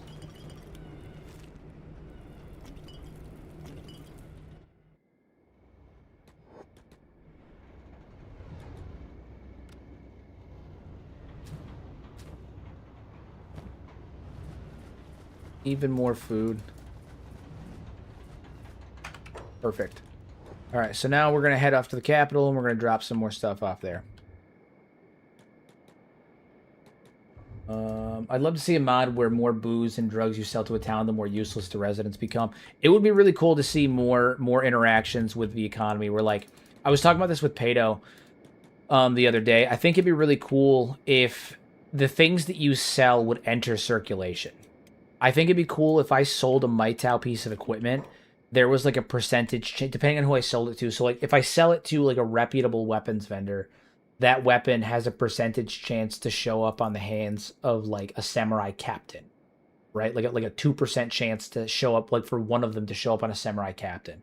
Or if I sell a Maitao weapon to like a fence or like a shady vendor, you know, there's a percent chance that that Maitao weapon may show up later on in the hands of like a bandit, like a high-ranking bandit, or something like that. Like, it'd be really cool to see the items that you sell enter circulation, because in the event that that were to happen, it means that if you go into a town and you start dumping expensive gear, expensive, you know, loot, expensive weapons, expensive armor, you could theoretically be increasing the strength of that town, or you could theoretically be increasing the strength of the opposition to that town in the form of the bandit factions and that kind of stuff. I mean, like, it's the potential is wild. You know, more food equals more population, less hungry bandits. Worse stable economy equals more bandits. Yeah, like it'd be cool to see your actions have a direct, direct reaction to stuff. I think I'm actually going to head to Stout with this haul.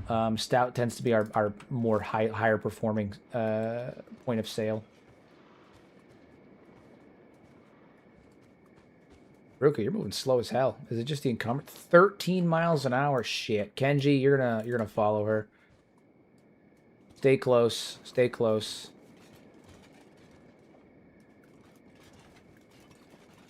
Kenji, your new job is to bodyguard Ruka while she's doing her runs, because she's moving slow right now. She's loaded up. She's getting that strength training is what it is. She's getting that strength training. She's only at 64%, but yeah, she's going to need someone to defend her. That's for sure. That is for sure.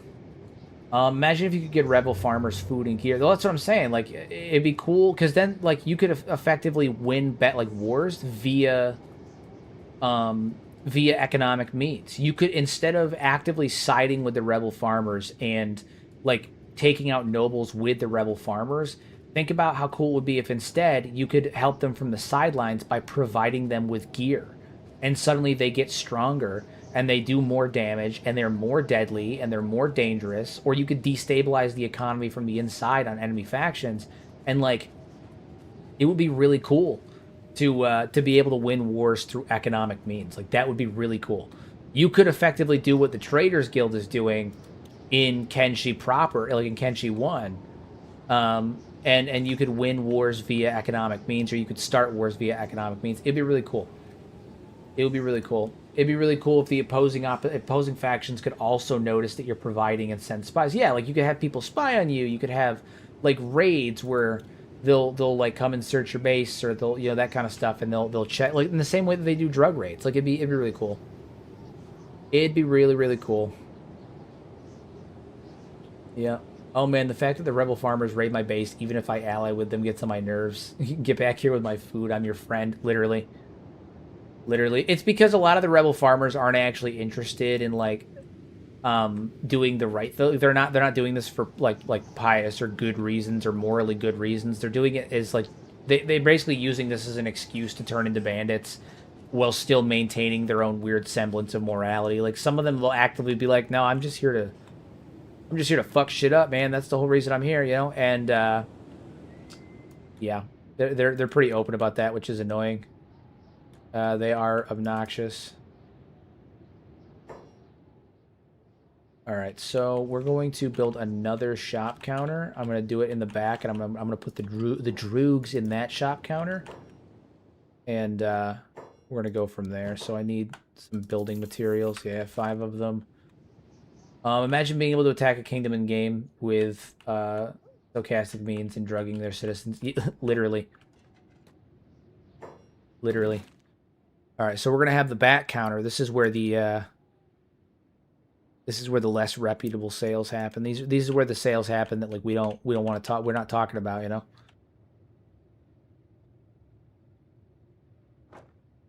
Back here.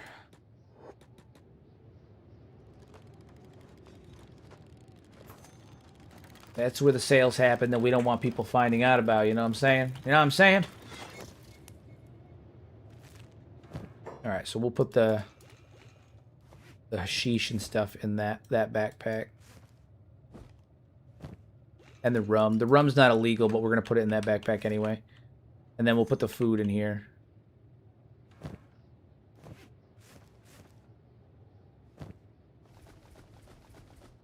Tons of food cubes. Tons of food cubes. Love it. Okay, so.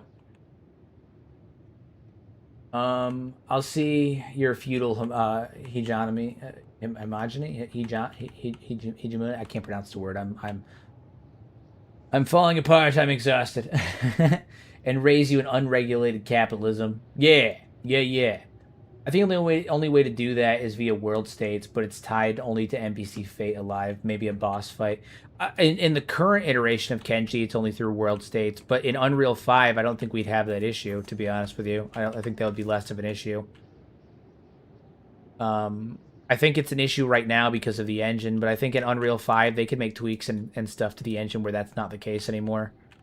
And you could have, you know, dynamic things happen as a result of things like that, and it'd be far better because all they'd have to really do is create an injection list.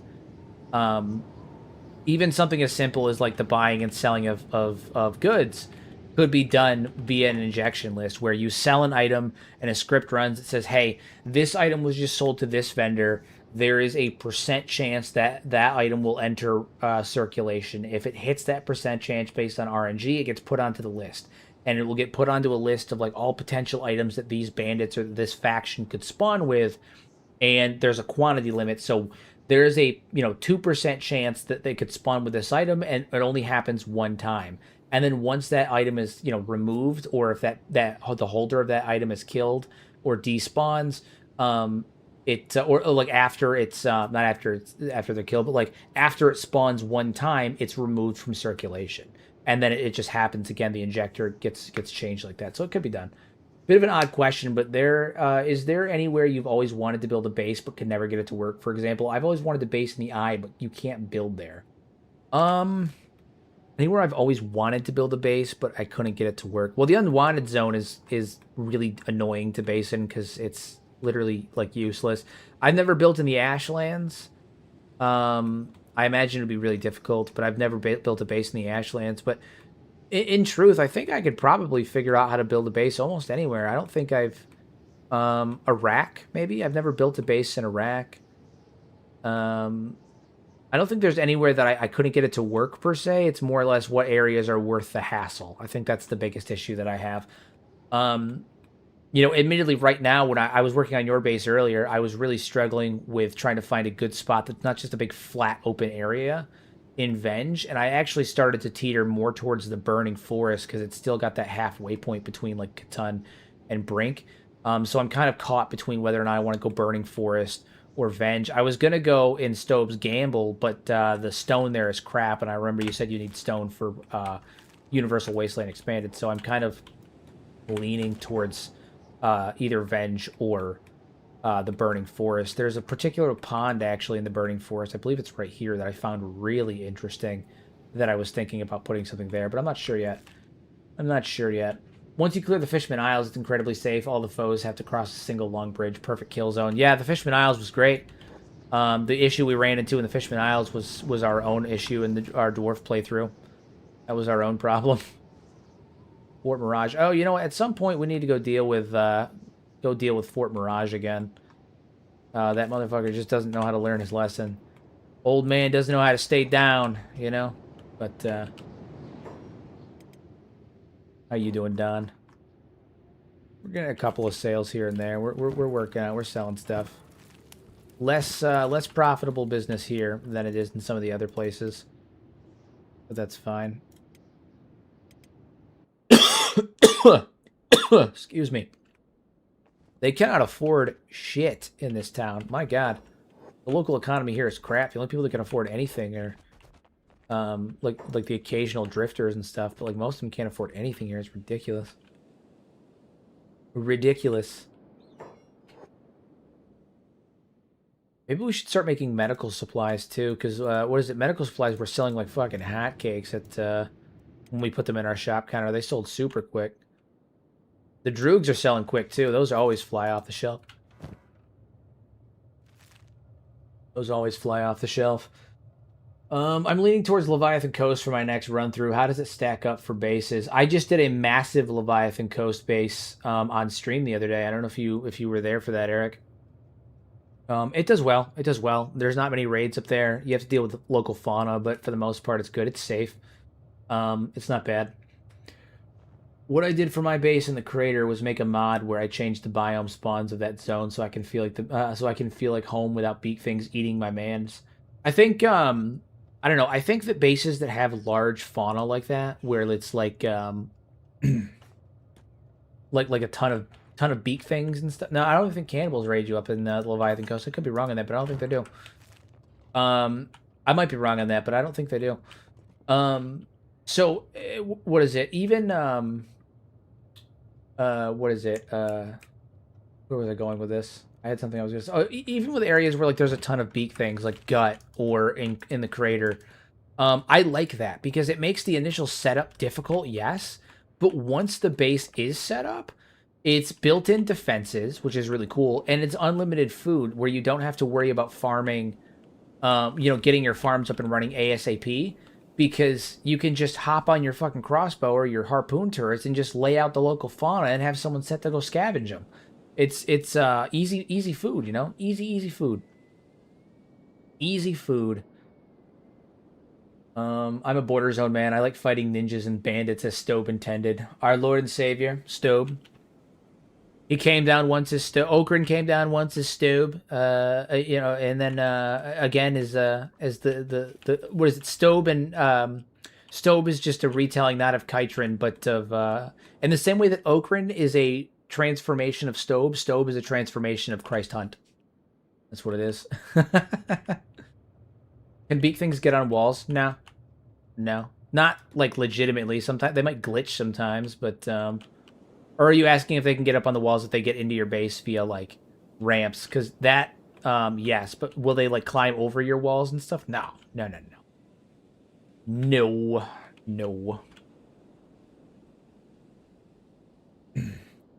I might need to send you a map of the settlements Universal Wasteland Expanded adds. Ran into a problem with your Shek base, not Arena, as the UWE puts a settlement in the crater. In that crater, it adds a faction to Burning Forest, but that pond is clear. Yeah, send me a map if you get a chance, or I'll look it up. You know, I'm not incapable. I can look it up. I'm not lazy. I'll look it up. I'll look it up and see where they add settlements to, so I make sure I don't have anything overlapping. I know the one you're talking about. My I think it was like the second base build I did. It was like my Shek stronghold that I did in that crater. I've built in that crater a bunch of times. Yeah, I'll look it up. I'll look it up. I'll also see if they add anything to Venge that might be useful. The hardest issue I'm having with Venge, honestly, is just the fact that it's so flat. Like, I feel like I've grown in terms of building. Like, my style has grown out of wanting flat lands. I want terrain variations because with terrain variations, I can create really cool, like, unique height and like. All that other stuff, like things that like make the base feel really like unique and cool and compact. I was kind of leaning towards potentially doing like a Bastion style base for yours, where it's like the pointed stars surrounding the pointed stars with the outposts on the points, like the outpost 4s on the points with the Ashland Dome in the center with the straight walkways that connect it to the wall. But I don't know yet. We're figuring it out. We are figuring it out. People just do the same thing with flat lands. Can make it, yeah. You can make it unique with flat. You just need to make it. You just need to make the style. Yeah, well, that's the thing. It's all about style. It's all about style. I just like variation in terrain. I think terrain variation is really cool. You know, it's especially in a world like Kenshi, like they're not going to be leveling the terrain and making the terrain flat. They're going to be doing a lot of hello. Oh, Traders Guild Pack Beast. Never mind. Never mind. Like they're not going to be leveling terrains. You know, they're going to be building with the terrain. They're going to be utilizing the terrain effectively. And so when I try to do my builds, I like using the terrain in the build rather than finding flat areas. You know. Plus, that height variation makes the base feel more lively, gives it more depth, makes it feel more unique.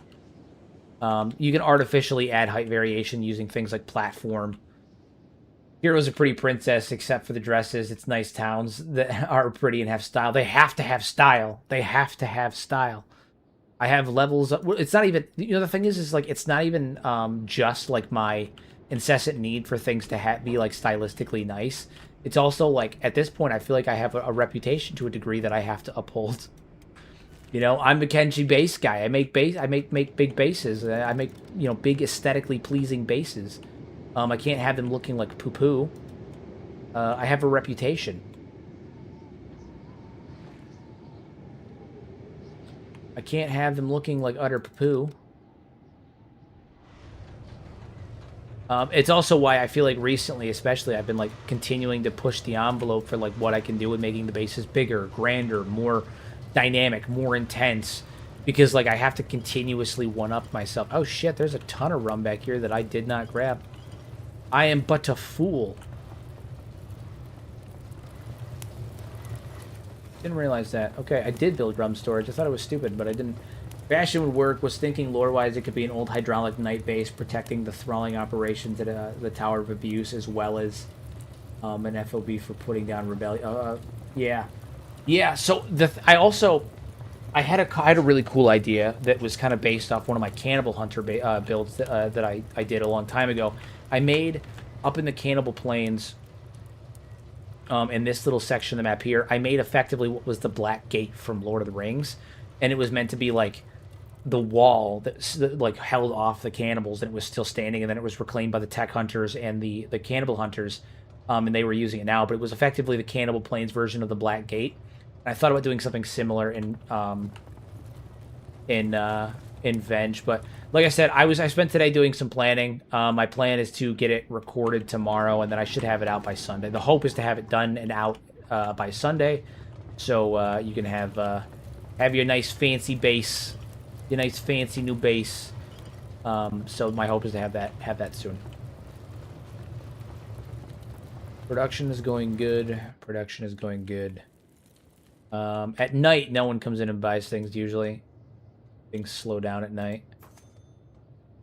Yeah, we've gotta make them sales. How are we doing on the drugs? There's a lot here. A lot of drugs here. It may be beneficial to take some of the hashish that we've made and start running it off to the tech hunters, but that's a lot of work. Doing here. Yeah. Population-wise, we're just not getting a lot happening here. It's most unfortunate. Most unfortunate. It's all right though. It is all right though.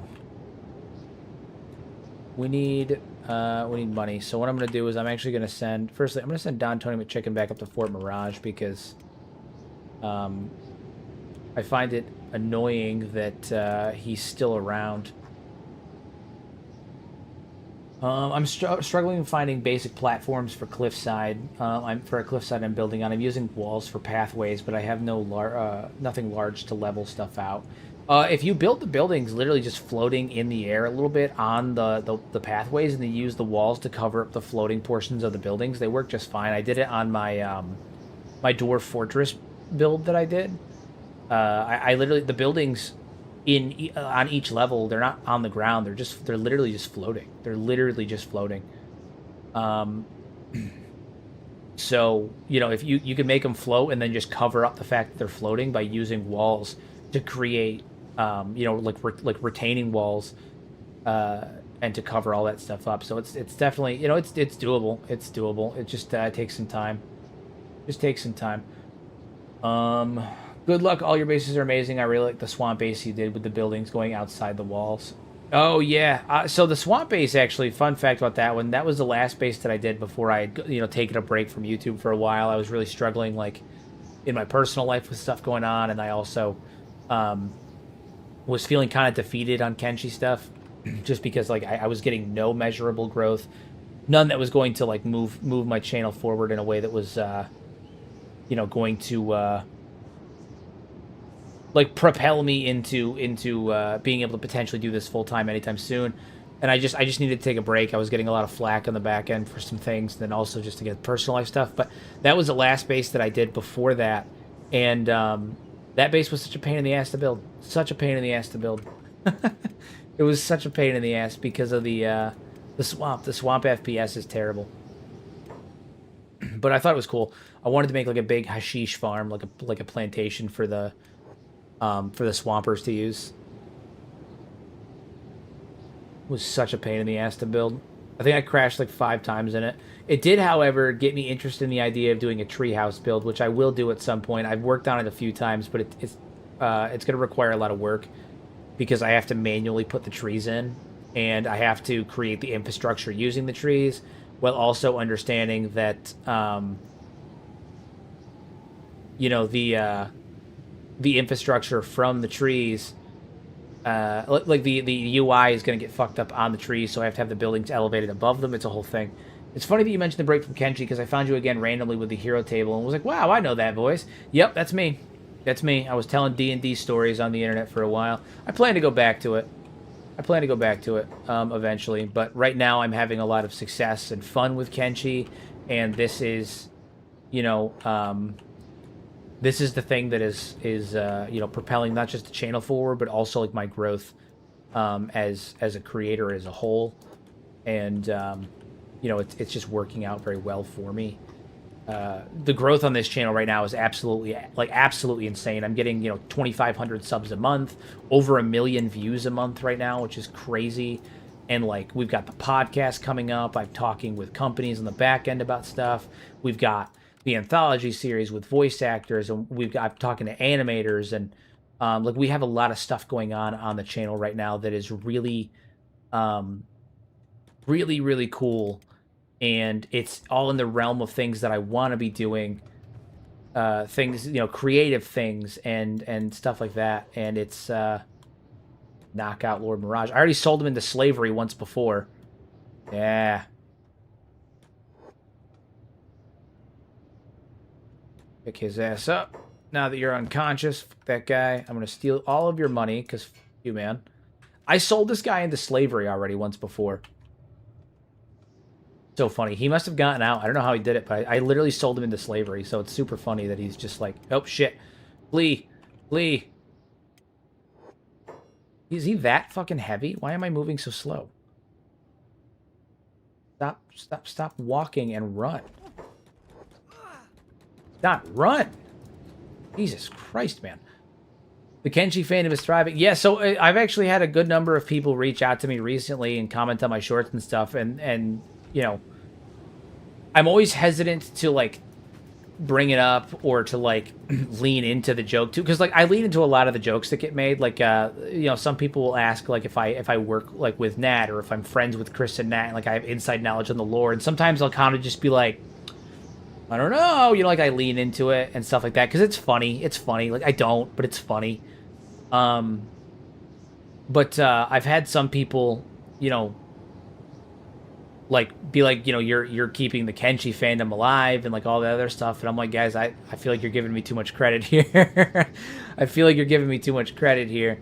But it is really cool. The number of people that I've had reach out to me and be like, I got back into Kenshi because of your shorts. I started playing again because of your shorts. I bought the game because of your shorts. I got back into it after 2 years without playing it because of your content, and all that stuff has been really cool. That's probably been one of my favorite things.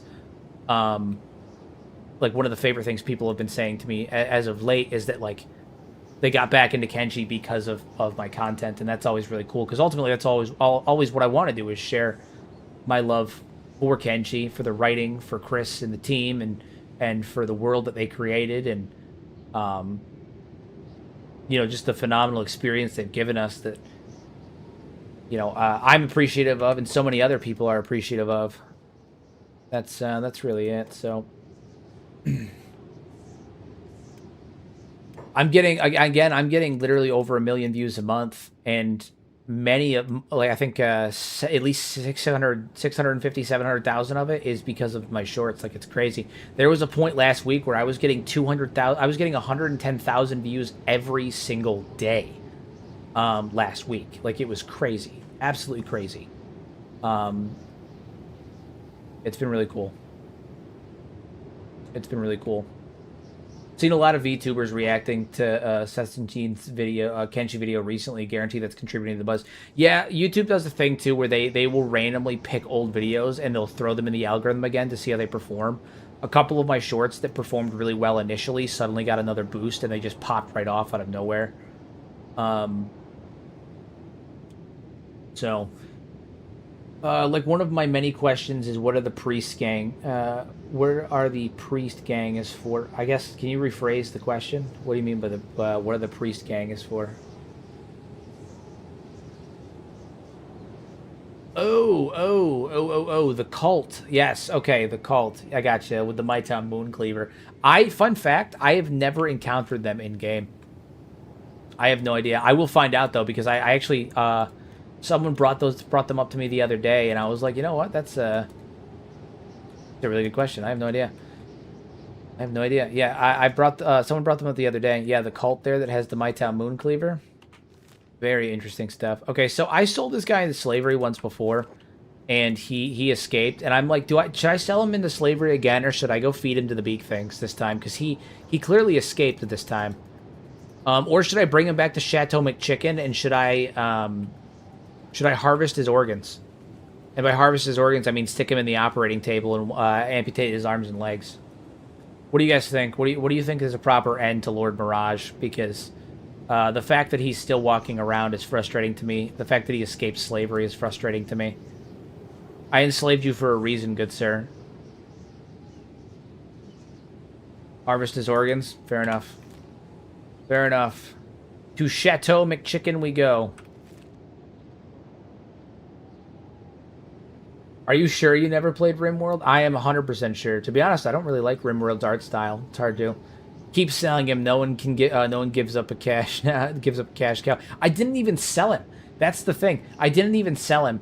I literally beat the shit out of him, and then I dropped him in front of manhunters, and I let them take him. And I think what happened is the manhunters, while they were on their way back to one of their camps, got attacked, and he escaped. I'm going to assume that's what happened. Because I beat the shit out of him, and then I dropped him in front of a group of manhunters, and they just took him. I could do it again. I could literally do it again right now. I need to send a message to the world. You're right. The message needs to be that Don Tony McChicken isn't going to put up with any of this shit anymore. Don Tony McChicken bows to nobody. He takes shit from nobody. So what I'm going to do then is I'm going to bring him to the base. I'm going to bring him to the base. I'm going to put him on the amputation table, and then I'm not going to let him die. I'm going to make him a nugget. I'm going to make him a nugget, and then I'm going to leave him. I'm going to put him on a pole outside and just let him hang there. Just let him hang out as a crucified nugget. That's what it is. Being from Peru myself, I found your channel looking for Kenshi lore. There are a few creators that do Kenshi besides Y2K, but there isn't much though. Yeah, I mean, Kenshi's a very niche game. It's still a very niche game. You know, it doesn't have a huge population compared to like some of the like larger AAA titles, but it's a game that deserves larger coverage. And part of that's by design, I think. You know, Lo-Fi's not a huge company on marketing and stuff. It's not. You know, it's not their, it's just not their vibe. It's not their thing. They're not huge on marketing, and I get that. But I do wish that there was more, that they did more marketing for the sake of like keeping the game, again, keeping the fandom in the game active and alive. I'm not even gonna put them outside. I'm gonna put the crucifix right up in here. Make it a warning to everybody.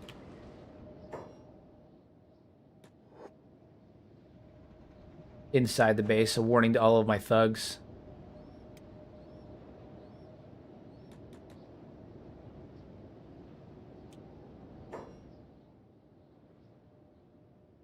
All right, so we're gonna build that build the crucifix over here.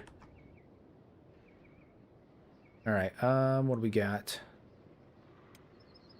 Storage is in here. No, I think it's an exterior. Is it an interior? Crucifix, there it is. All right, so we're prepping. Nice frame rate. Yeah, it's dipping right now. It's a little dippy right now. It's because of all the wind and stuff, and because I haven't what is it? After you play the game for a while and you have as much stuff going on as I do, the frame rate starts dipping out. I also have one of the big issues is that I have people in Stout, I have someone in Haft, I have someone in Trader's Edge, and I have people back at the base. So there's just a lot of stuff going on. A lot of stuff going on. My frame rate's actually usually a lot better than this, but because I have people in 3 separate cities plus our giant base, things get a little wonky sometimes. All right, Don, get up here.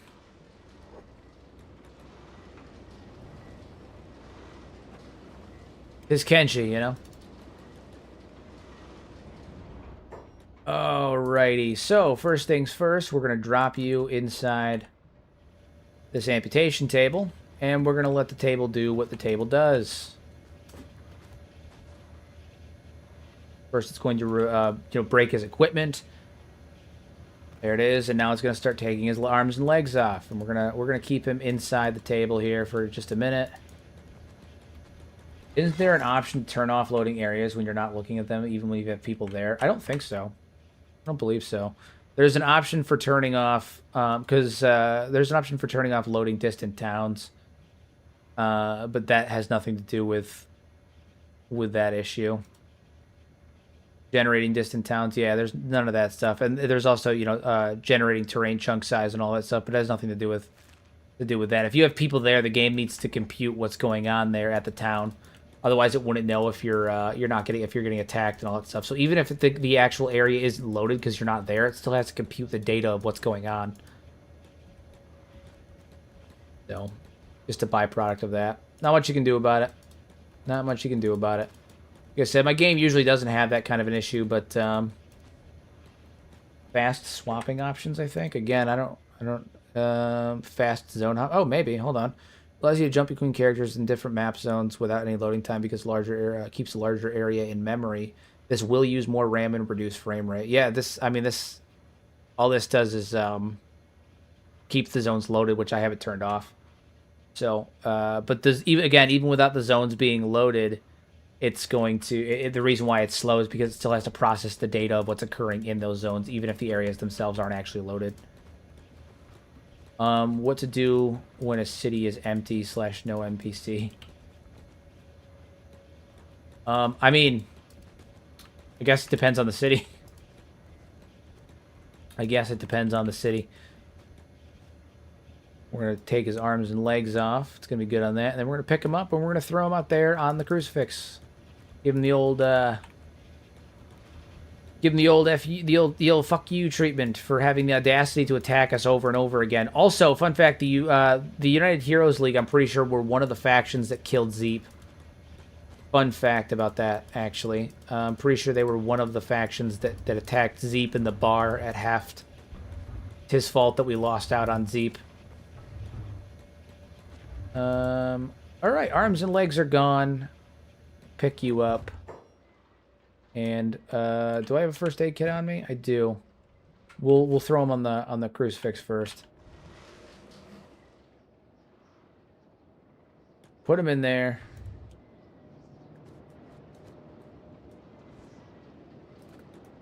Zeep's revenge, baby. Zeep's revenge. That's what this is. And we're gonna leave him there until eventually he bleeds out and dies. That's what he gets. Nailed to a wall. Nailed to a wall. Let him be a reminder to everybody at what happens if you cross us. Let it be a reminder. You might have to import. It might be a bug. Unless you did, like, there are certain world states that'll cause things to collapse there, but it should never have no NPCs. If the buildings are still up and there's no NPCs, that's a bug or something that you might need to do an import. Can you punch him while he's there? I wish, but unfortunately I don't believe so, no. No. But he's gonna bleed out. He's gonna bleed out. But, yeah, that's what he gets. That's what he gets. The proper end to the United Heroes. Rat bastards.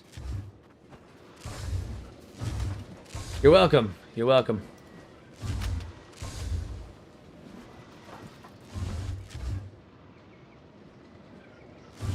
Alright, I have to run more rum to some of my other bases now. I have to have my runners do some more running. Have the runners do some more running.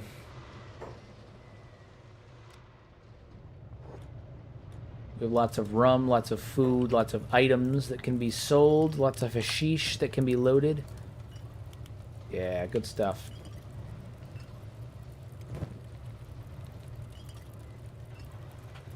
Alright, we'll get the food cubes. I'm not too worried about the food cubes right now. How are we doing on hashish? Careful here, you don't want to attract the attention of the UC elites or even Igor. That's true, I don't. However, it works out for me that the repeated acts of assault at the United Cities Hero League, I already talked about the fast zone hopping. The fast zone hopping I have is off. And the reason why it's off is because it will reduce loading times by keeping the area that other people are in loaded, so it reduces the the actual prospect of loading things, but it causes more RAM to be used because it keeps those areas loaded. So I have it turned off. And the problem is that firstly, keeping them loaded means that it's going to actually reduce frame rate even more because it's going to be running the actual events happening over there.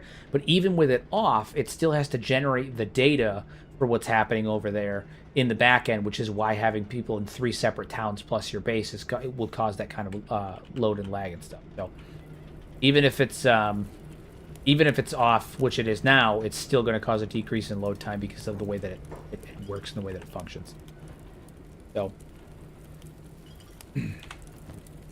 still going to cause the lag, unfortunately, but it is what it is. You know, it is what it is. It's part of it. It's part of it. A quick question: if I want to level up a character's martial arts, it's better if he uses heavy armor or light armor. Light armor, because you don't want that dex dex penalty. Heavy armor will almost always give you a penalty to your martial arts and your dex. I'd use light armor.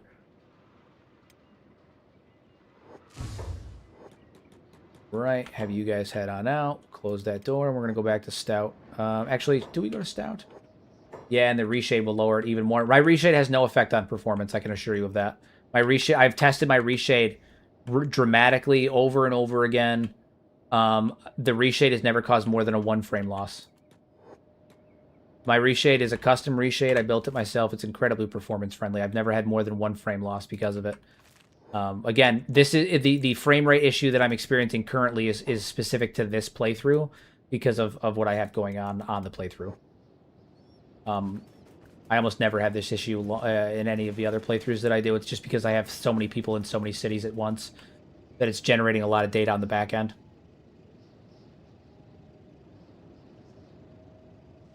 Custom, is it available for download? It is. It is. Link in the description on the Nexus. It's called the Mad Lads Reshade. I made it myself specifically because A, people have been asking for it, but also because I needed to replace Suki V2 after Suki, the mod author for Suki, got removed for violating copyright. So I had to create my own, and I released it publicly. So the link is in the description.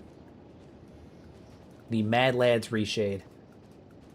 But no, I've never had any frame rate loss for it. I've measured it a ton of times. If anything, to be honest, my game runs somewhat smoother in certain areas because of it. But that's neither here nor there. That's more opinionated. But the truth is that I've never lost more than a frame because of my reshade.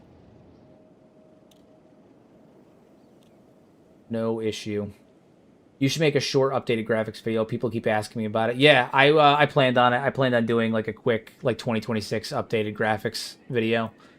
The other one did very well, and I've had people ask me about it since Suki V2 is no longer available, and some of the information and some of the programs I used in the first one are a little outdated that I wouldn't recommend anymore because of, you know, updates that they have are just annoying or they're not necessary anymore. So, you know, I would I'm thinking about remaking it. Making a 2026 version. Especially since, like, most of the visual fidelity of my game has nothing to do with mods. Like, I don't have any, like, graphical mods outside of my reshade. Everything else is vanilla settings. It's just vanilla settings in my reshade. That's all it is. So rest in peace, Beep. Yeah, no, Beep's gone. He died, I think, at the end of episode 1. Terrible. It was almost enough to make me restart my playthrough. Almost enough to make me restart my my Nugget Mafia playthrough. Poor Beep. Poor Beep. Actually, all your weapons are changed. I mean, well, yeah, but that's a model issue. That's a model change, not like a texture, like true graphical thing. That's a model update. I have the models updated to be more like pipe weapons because it fits the setting a bit better. But that's a model change. It's not a texture update or anything like that. It's not. Plus, it's not something that people usually ask me about. I don't feel like. I don't think I've ever had anybody be like, What's the model on your weapons? Why do your weapons look like that? I don't think I've ever had anybody even ask. They do look cool. I appreciate it. I do. I agree. The pipe weapons do look pretty dank. Pretty dank. We're gonna drop some drugs in this town because I think, and some rum because I think they might actually sell a bit better. Although the dust switches are not selling very well at all in this town, which is frustrating. But that's okay. We're gonna load them up with rum. We're gonna let the Alkies take over. Ruka, what do you have? You have more rum. Cool. We have some hashish. Drop that in there. Good. Good. All right. Beep got bopped, then Fogman ain't nothing to play with. Beep got bopped by... Yeah, so Beep got eaten by the Fogman, and then, we tried to replace him. I took a Fogman drone, like a Fog worker drone, and I was going to change his dialogue package to be that of Beep's, and we named him Zeep, and the idea was that, like, Beep got bit by a Fogman, and he turned into a Fogman. And then in episode 2 or 3, I think it was episode 3... Zeep actually got his head caved in the United Cities by slavers. They bashed his head in. He was coming out of the bar in Henge, and they attacked him out of nowhere, and they bopped him good. They bopped him real good. Turned my boy into a popsicle, they did. They bopsicled him.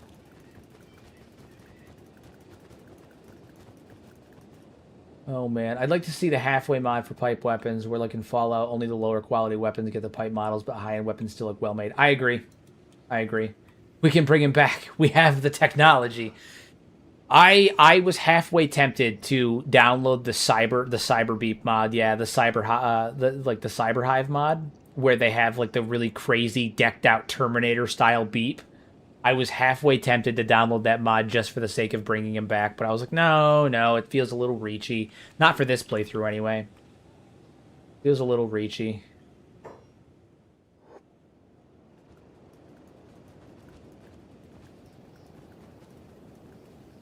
Yeah, not for this playthrough.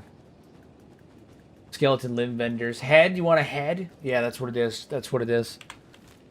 Meanwhile, we got my guy sitting there. You want to buy a sundial? He's got a fucking bunch of sundials in his bag, in his coat pocket. We're the opposite of a skeleton limbs vendor. We go old school. You want to buy a sundial? You want to buy a beagle? He's got a full-grown beagle in his bag.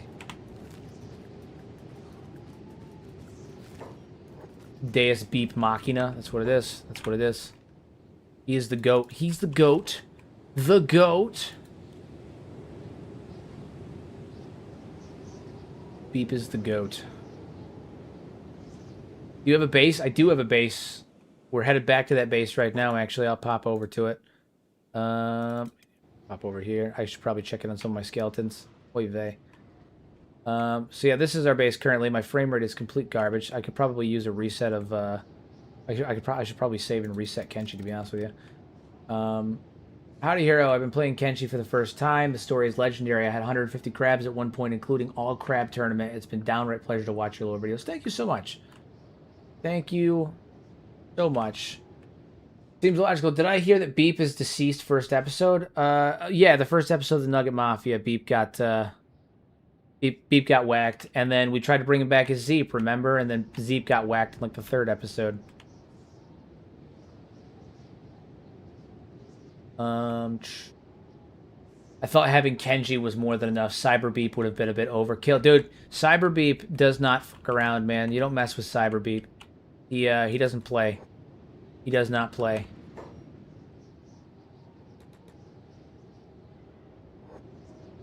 He does not play. I need to have my skeletons get in here and heal up.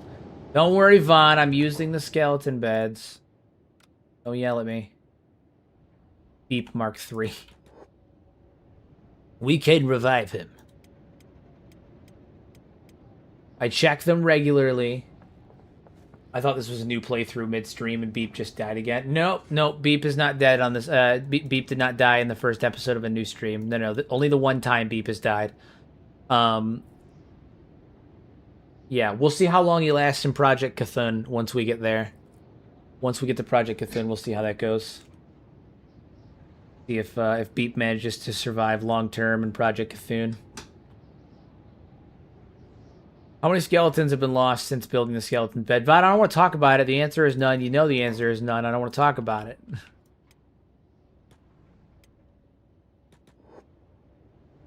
I didn't recognize you from your streams, but I used to watch your lore videos from a couple of years ago. I have such a hard time with my lore videos from a couple of years ago, not because I think that the content itself is good, like the theories and the lore and stuff. I was still figuring out my presentation. I was still figuring out like my own identity as a YouTuber, and at the time I was taking inspiration from some other content creators for like how they do like their presentation and their style, and to a degree I still do that. Which I think is normal, you know, to kind of take inspiration from other creators. But at the time, the inspiration that I was using was like Camelworks and Fudge Muppet and stuff like that, because they were creators that I really enjoyed, and they did similar content for like Elder Scrolls and stuff like that. And I was taking a lot of inspiration from how they do their lore, investigations and all that stuff. Nowadays, to be honest, I take more of my inspiration and my style. Both, I have my own unique style that I do now, and I also, I tend to, I think if I have anyone that I try to emulate more closely, it's like Vati Vidya. I really like his style. I like his more thorough analysis. I've also been trying to do a lot better job of like posting my site, like my sources and my sightings, for things with like in-game dialogue and like digging around in the FCS and all of that stuff. So I try to do a lot better job of that, but narratively I tend to lean more towards I feel like I lean towards creating my own style, but I also look at people like Vati and stuff like that and try to kind of take in some of the things that Vati does that work really well and implement that into my own. So, but some of my older videos are really hard for me to watch because I was still figuring things out, like the first ever like lore videos that I did were my full story of the First and Second Empire videos, and I've halfway considered going back and recreating them because I was still, again, I was figuring things out, and I was trying to give a bit more life to the characters, and I didn't have any gameplay footage, which was a huge loss on my end. I should have used gameplay footage, but I hadn't come up with how I wanted to do that yet. That wasn't until later. So there was no gameplay footage in the background. I did have all of the dialogue on screen, but I gave voices to the characters, which I don't regret doing it. But I think it just doesn't align with my style now, and it kind of makes me cringe now looking back because I was not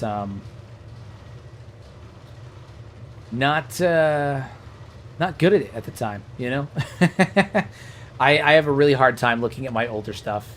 I've actually thought about redoing my Hyber video to be more succinct, redoing my Shek video to be more succinct.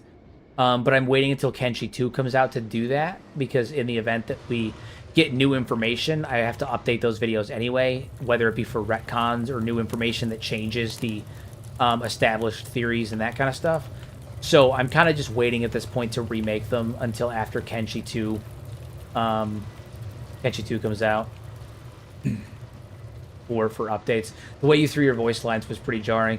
Yeah, I was like 20... I don't know, I was like 22, and I was like 22 years old. I had no experience. I was really not confident with like my style yet, and I was trying to figure out how I wanted to do it and what would and wouldn't work and all of that stuff. And I was also trying to give personality to some of the characters, based on like what we did know about them, because obviously Kenshi doesn't have a voice, but like I thought that me just reading off the quotes would be pretty boring, especially since I didn't have gameplay footage, because at the time I didn't have a computer that could give me gameplay footage very well. And so because of that, I gave voices to the characters. I gave like Shaq deeper voices. I gave the Hybers like a higher pitch, like kind of like insecty nasally voice. I gave the skeletons like a very modulated voice. And again, I don't regret doing it, but I didn't have the experience both with editing, I didn't have the experience with the gameplay, and I didn't have the experience with like narration and like giving characters life and doing voice acting that I have now, where I think if I went back and redid those videos now, I could do so with a lot better of an attempt at giving the characters life. But I like the style that I have now, Just wanted to ask if you would do some community Kenshi-based compilations, maybe sharing some of your own thoughts on designs and ideas. I mean, yeah, I'm more than happy to do like community Kenshi-based compilations. I think the idea of like sitting down and doing like critiques of like other people's bases is really cool, but I also am hesitant to do it because I don't want to come off like I'm like stroking my own ego, or like I'm as if I'm like some kind of authority on the matter. That's not the way that I look at it.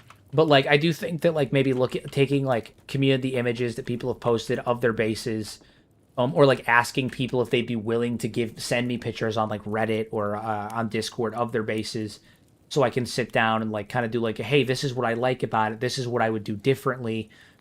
This is the things that I think looks really good. This is maybe an area that you could like improve the base, or like something new that you could do, or an idea maybe you hadn't thought of, or like this is an idea that I hadn't thought of, and stuff like that. So I'm always hesitant to do it because I feel like it makes it sound like I'm like up on my soapbox and stuff like that, and I don't ever want to come off like that. I like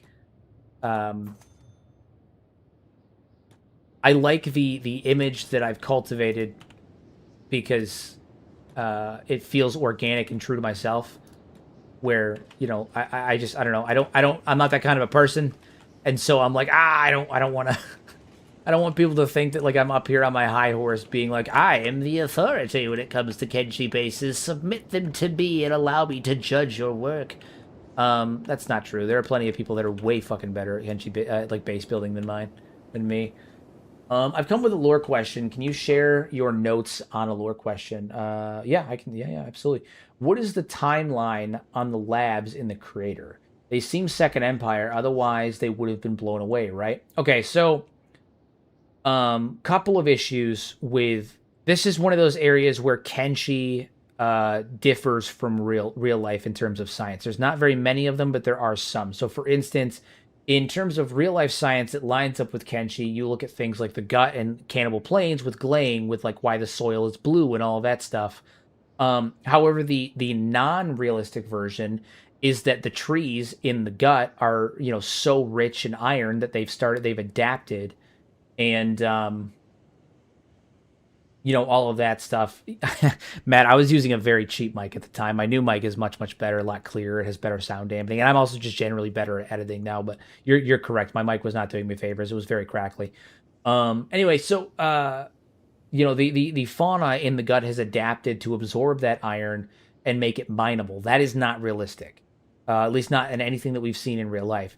Typically, when an area is waterlogged with iron-rich, chemically reduced water, the fauna ends up dying because it's not conducive with, a fertile landscape. So, in that regard, that's not realistic. And with Kenshi's architecture and timeline, that's one of those things where it doesn't fully line up, because a lot of the structures around Kenshi are made with iron. A lot of the First Empire, like megalithic structures, show signs of iron, and iron doesn't last more than 100-ish years before it starts to fully decay. typically, and especially it wouldn't last the timeline of Kenshi 1, where, the first empire happened, the Age of Chaos happened, the second empire happened, and then there's 1,000 years between the second empire and now. We're looking at a timeline of anywhere between, anywhere between like 5 to tens of thousands of years, depending on what you believe. For instance, the first empire, we don't know how long it lasted, but after that was the Age of Chaos, which we have theorized to be a nuclear winter that was brought on by, an ice age brought on by a nuclear winter, and that could have lasted anywhere between a couple hundred years to a couple thousand years. We don't know. And then there's, after the Age of Chaos, the Second Empire, which lasted anywhere between a couple hundred years to a couple thousand years, depending on the sources you look at, with like the Holy Nation being anywhere between, 1,000+ years and 5,000 years old. We know it was founded during the Second Empire, so the empire could have been running for thousands of years, and then 1,000 years since the fall of the Second Empire, and now. All of the old empire stuff, all of the Second Empire and the First Empire stuff, even the concrete should have rotted away by now. In that time frame, especially when you look at like the larger structures, like let's pop on over to the Capitol here. When you pop on over here, like these buildings, these Citadel buildings, these labs, all that stuff, these are ancient labs. Okay, all of these buildings were not made by the Second Empire; they were made by the First Empire, and they were repurposed by the First Empire. By the Second Empire. The Second Empire made almost none of their infrastructure. They repurposed existing infrastructure based on, they repurposed existing infrastructure that was left over from the First Empire. So the labs that were in the crater were First Empire labs. Whether they were being used by the Second Empire or not is a different discussion. We don't really know because they're destroyed. What we do know is that one of the labs detonated, something in one of those labs detonated, and a byproduct of that detonation caused the grid to become mostly destroyed. What was left was littered in either trinitite or atomic glass, and the place was unusable as farmland. That is what we know. The buildings there were built during the First Empire, but whether or not they were being used at the time of the Second Empire by the Second Empire, or if they were still ancient labs that were housing First Empire, materials, is a discussion that we're not sure. We don't know if maybe there was an active weapon or a reactor or some kind of device in there that went off. We don't know. That's one of those things where we just don't know. It's one of those things. So, speaking of science, you know how you can use Ursa Minor in the skybox, right? I did some back of the NAGM guesstimations, and the moon of Kenshi can't be more than a few light years from Earth. I would agree if it wasn't for the issue that I think Chris and them actively said that Earth is not present in Kenshi's timeline. But there's that.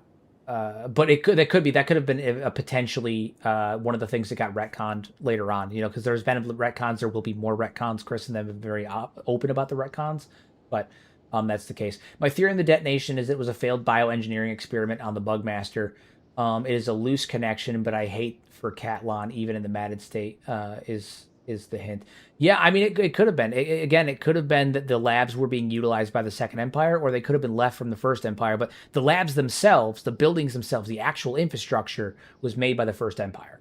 We know that. That's concrete. There's no argument on that.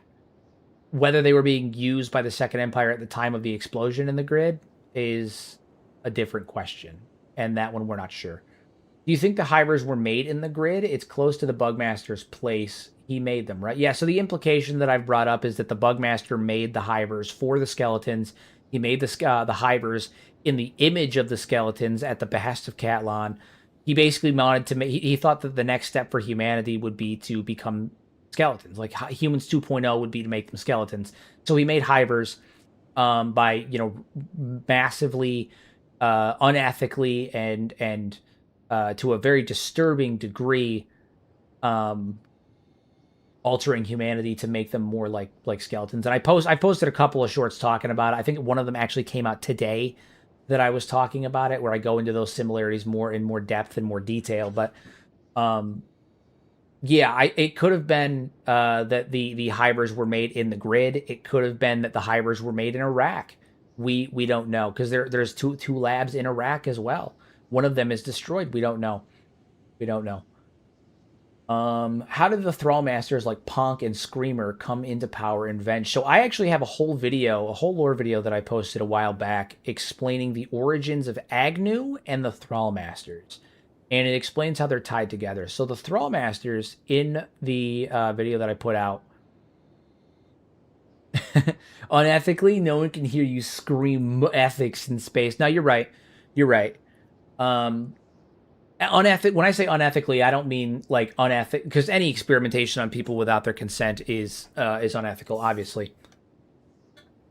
But when I say unethically, I mean comparatively to other experiments that were done in the Second Empire, like the ones that created the Enforcers. Still unethical experimentation, but it was done safer. There were testing periods. They, tested on animals first to isolate the correct genes. The experimentation was done on a very minor scale, tweaking individual small genes. Stuff like that. What if the hybers are not just to create a new form of human, but a body for the skeletons to import their consciousness to the hybrid body so they don't need to reset their memory? An interesting concept, but I think that the skeletons would have no interest in doing so, nor would they have the means to do so. I find it far more likely that they, especially since the skeletons were already kind of immune to many of the issues that the Empire was facing at the end of the Second Empire, whereas the hybers were created specifically, seemingly created specifically to deal with those problems for organic life. And those problems didn't affect the skeletons, like radiation, famine, all of that stuff. Those are things that don't affect skeletons, so they wouldn't need to upload their body to deal with them. Whereas the hybers seem like they were tailor-made to overcome those issues. The other thing is, again, the skeletons can't create new technology. That's why the Bugmaster is quintessential in this theory, because the skeletons can't create new technology. They can only reconfigure and repurpose. And even in this line of experimentation, be like, oh, well, they're altering genes, but one, the Bugmaster would have been the one doing it. And he's, or at one point he was human, or he's close enough to human. But aside from the fact that the Bugmaster would have been human, so he's capable of creativity and ingenuity and actually creating new things, the creation of the hybers isn't really creating something new. It's reconfiguring things they already understand. They're taking humans and they're reconfiguring them to be more like skeletons. The thing they understand better than anything else is skeletons. And they made humans more like skeletons because they were disgusted with humans towards the end of the Empire. They felt that they were destructive. They were inherently evil monsters. And so the easiest way to fix that is to make humans more like skeletons. Do you think the hybers are a slave force making one of the skeletons' hypocritical points? Possibly. I mean, the whole point of the Second Empire was that it was an inverse of the first. Even though they said, it's funny because Catelyn set out to fix the wrongs of the past with the Second Empire. Like, the whole point of it was to make up for the things that they had done against humanity during the course of the First Empire. And when they did that, they in an interesting and, in my opinion, hypocritical twist, they were like, we're going to fix the mistakes of the past that we committed when we committed genocide against the First Empire. And by doing that, we're going to create a empire that is the exact inverse of the First Empire because they did it wrong and we can do it better. Which kind of feeds into that whole idea I have that skeletons have massive egos. So it could have been. And there's a lot of inverted points between the First and Second Empire in their social structure, in their architecture, in the way that they handled architecture, in the way that they handled infrastructure, in the way that they handled, handling the people beneath them, in the way that they fell. A lot of inverts. Must have missed the video on that. Why exactly can't skeletons create new technology? Because there's no evidence that they can. I'll give you an example. So the First Empire created megalithic structures, massive devices of industry. And in order to run their industry, they needed a workforce that was easily replicable, or replicable anyway, and that could be made en masse because they didn't have the largest numbers. Remember, skeletons outnumbered humans significantly during the First Empire, despite being the working class, despite being the effectively the slave class. And the skeletons at the time, for a hyper-advanced civilization, would have needed some kind of system in place for patching, for uploading data, and all of that. Now, That's where the resets come in. Now, when the first empire fell, and that has relevance that I'll come to in a minute. But when the first empire fell, a lot of the infrastructure that was left over ended up getting repurposed later on. The skeletons never built new infrastructure, which I find really interesting because there are examples of infrastructure in the first empire that would have made much better use in some of the other areas of Kenshi, but we never saw it happen. I'll give you an example. The Ashland domes are incredibly versatile pieces of infrastructure, incredibly versatile, incredibly unique shapes, now, mind you, they don't need to repurpose what they were originally for, which was drop pods, for dropping down materials from orbit or from space, but they can recreate the shape, and they never did. Instead, you only see those structures present in Sonoris Dark and in the Ashlands, and they use them in Sonoris Dark and the Ashlands. They use them effectively, but they never built them anywhere else because they can't. They never built ancient citadels or anything like that, the large citadel structures anywhere else because they can't. Instead, they reconfigured and repurposed all of their infrastructure from the surviving remains of the infrastructure left from the First Empire. And it's a continuous theme throughout Kenshi that the First Empire was inverted from the Second. So the First Empire was all about creativity. They were all about innovation, the creation of new technologies, all of that stuff. On the invert side of that, the Second Empire was not about creating new things. They were about reconfiguring the existing thing. The skeletons themselves function a lot like we look at generative AI now. Because do remember, they are data. Even outside of the fact that they have sentience, they're still data, right? They're still based in data. They're still based in all that stuff. And AI, as we understand it, even in the modern day, cannot create something new. It can only take referential material and jam it together to create an amalgamation of various reference points. And during the First Empire, the skeletons would have likely been connected to some kind of large mainframe filled with referential material that they could use to adapt and create new things to make their jobs easier or to increase their efficacy at their various jobs. But after the First Empire fell, they're no longer connected to a mainframe. They lose that referential matrix. They lose that referential material. Now they can only move forward, like they can only take existing things that exist on Kenshi and reconfigure them based on the fact that they understand them. They need to understand them. Otherwise, there's no reason that the skeletons, all of which who originate in the First Empire, would not have been able to turn the Second Empire into a spacefaring civilization on par with that of the First, but they didn't. Chris himself even said the Second Empire was only slightly more elevated in terms of tech than the current level of Kenshi is now. They were elevated. They were definitely higher levels of technology, but they weren't elevated that much higher. They were elevated, within reason. And if the First Empire, the skeletons, all of which who originate during the First Empire, were capable of creating new things, what would prevent them from being able to recreate the megalithic structures, the titanic levels of technology that were present during the First Empire that they destroyed? They should have a clear understanding of how they work. They should have a clear understanding of how to make that stuff, or how to reverse engineer, because of their millennia of experience, reverse engineer the existing technology that's left over and create that tech and recreate that tech and push technology forward in a significant way. They never did. They only ever reconfigured and reutilized and repurposed the technology that was still around. The skeletons function very much like generative AI, very much in the sense that yes, they are sentient. They have emotions, they have feelings, they have thoughts and ideas, but those ideas follow a train of logic because they are still machines. It's like animals. Like, you can train an animal to be your friend, but do you remember they're still an animal, right? Like, they still behave and think like an animal thinks. Your dog at home respects you and treats you well because they identify you as the alpha of their pack. They still have an animal mentality. The skeletons have the same thing.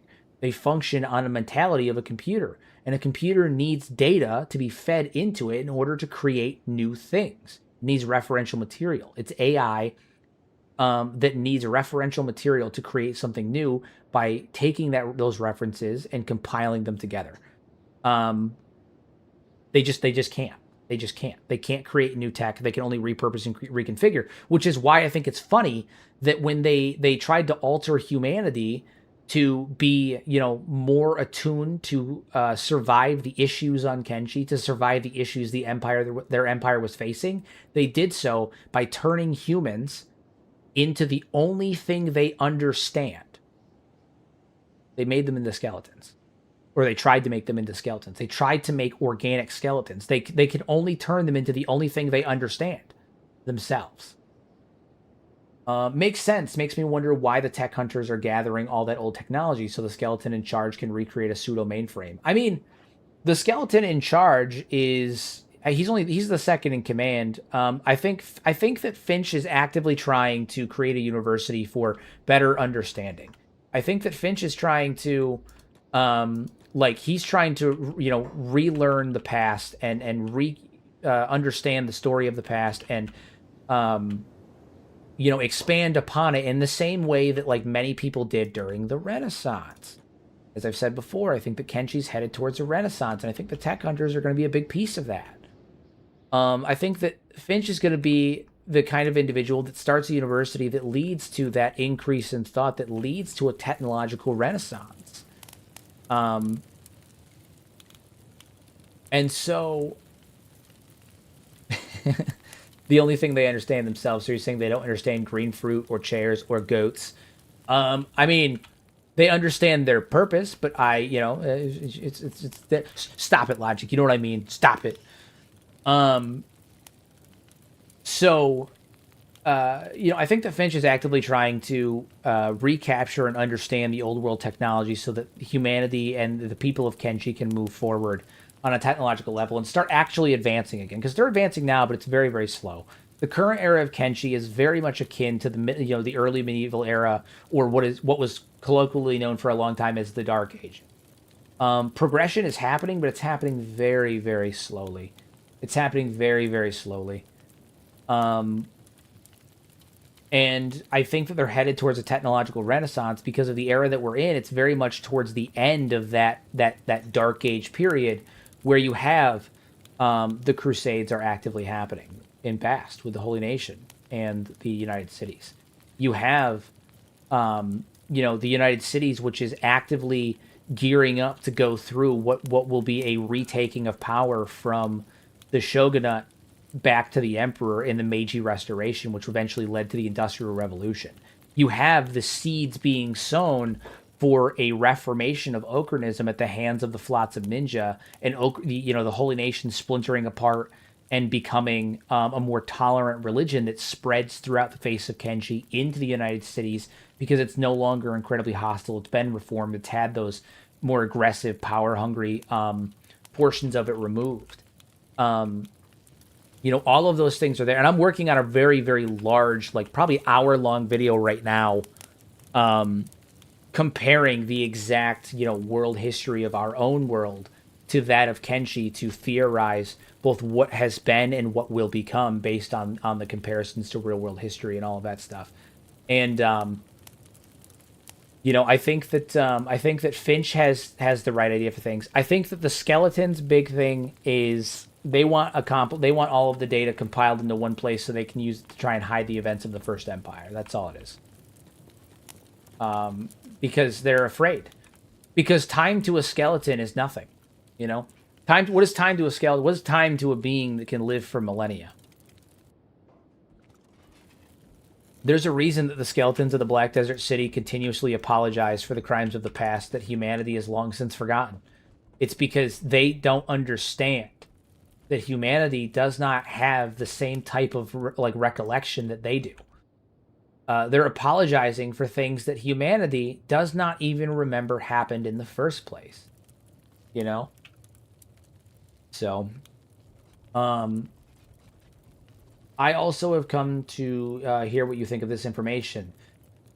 There is a behemoth arm located in the skim sands. Current state, minus excavation, matches the damage of Stove's right forearm gone. Further analysis. Stove stopped a weapon from firing. What weapon? There are no remains of a supposed missile. There are remains of a missile. I can show it to you. However, there are burn marks on Stove's face specifically. Perhaps Stove grabbed a rocket that fired his weight throwing the course to some degree, separating the explosion or physics removed the arm. Maybe he hit the Venge satellite or the eye. So that's it. That is a funny one I found. I want your take on what Stobe did. What did he prevent? How do we know? Okay. All right. Hold on. You've awakened the beast. We're going on a tangent now. We're going on another tangent. Okay. Let me find a spot where my map looks good. All right. Let's head over here.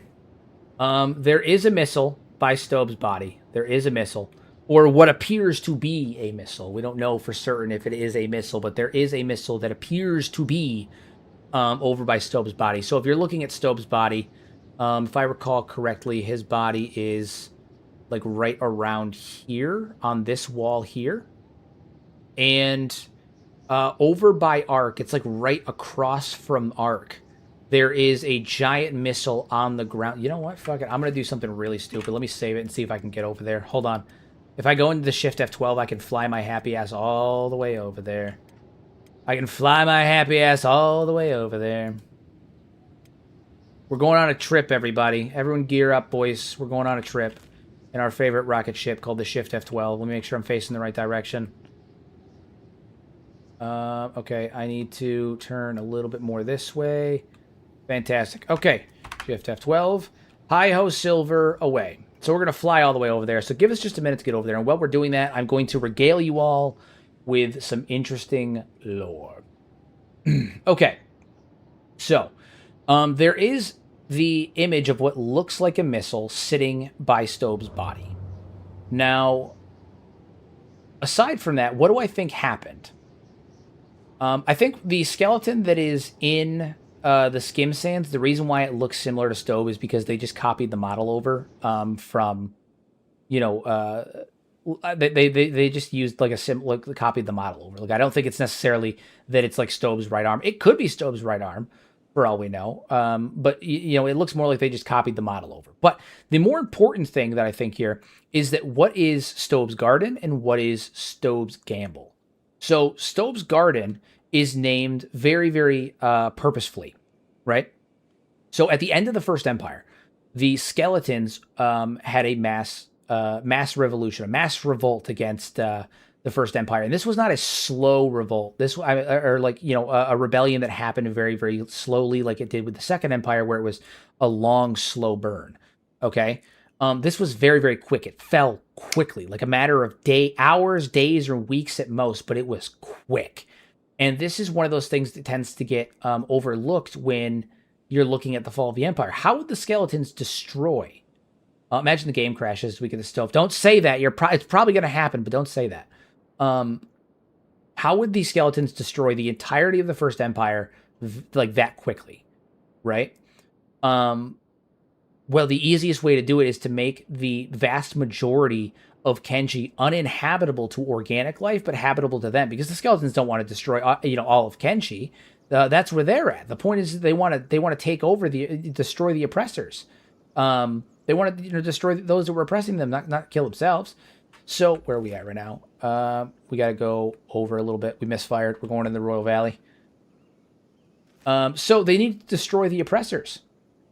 And in order to destroy the oppressors, you make the entirety of Kenshi uninhabitable. So they go through and they blow up these sources of energy that the First Empire was using. Nuclear reactors. Okay? They launch nuclear missiles, nuclear reactors, all of those things, and they make Kenshi largely uninhabitable, irradiated. And when they do that, they, be it intentionally or unintentionally, trigger a nuclear winter. And the vast majority of Kenshi is uninhabitable. Temperatures are dropping rapidly. And they set these off in strategic locations that were designed to destroy, prevent humanity from being able to recover. Oop, we're under the map now. Things have gotten real. Can I go fly? I can go free cam. Hell yes. They do this in areas that are... okay, where's Ark? There's Ark. Stobe is over here. We're flying in. We're flying in. Stobe, my man. Okay, so Stobe is right here. You can see Stobe. He has one arm. He has his other hand and arm right here. So he does have his arms. He does have his hands. And all of that stuff. His face is fucked up, but that actually doesn't look like burns. That actually looks more like rust and metal. All of that stuff.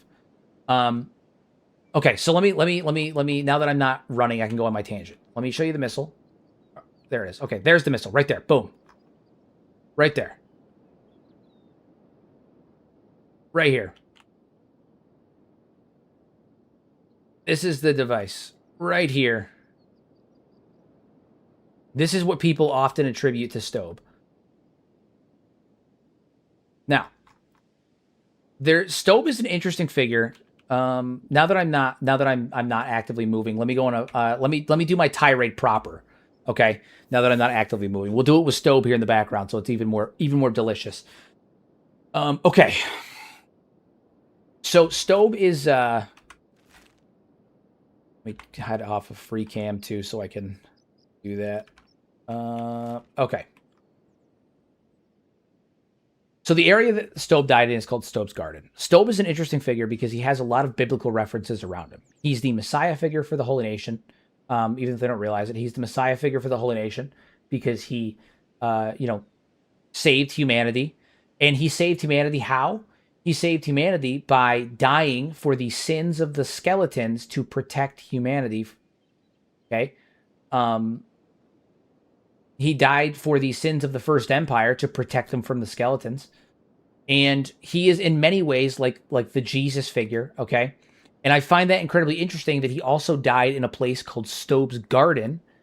And there is a building here that, granted, while Ark is named after a modder that made a lot of the hairstyles for Kenshi, like a lot of the hair models, it's called Ark.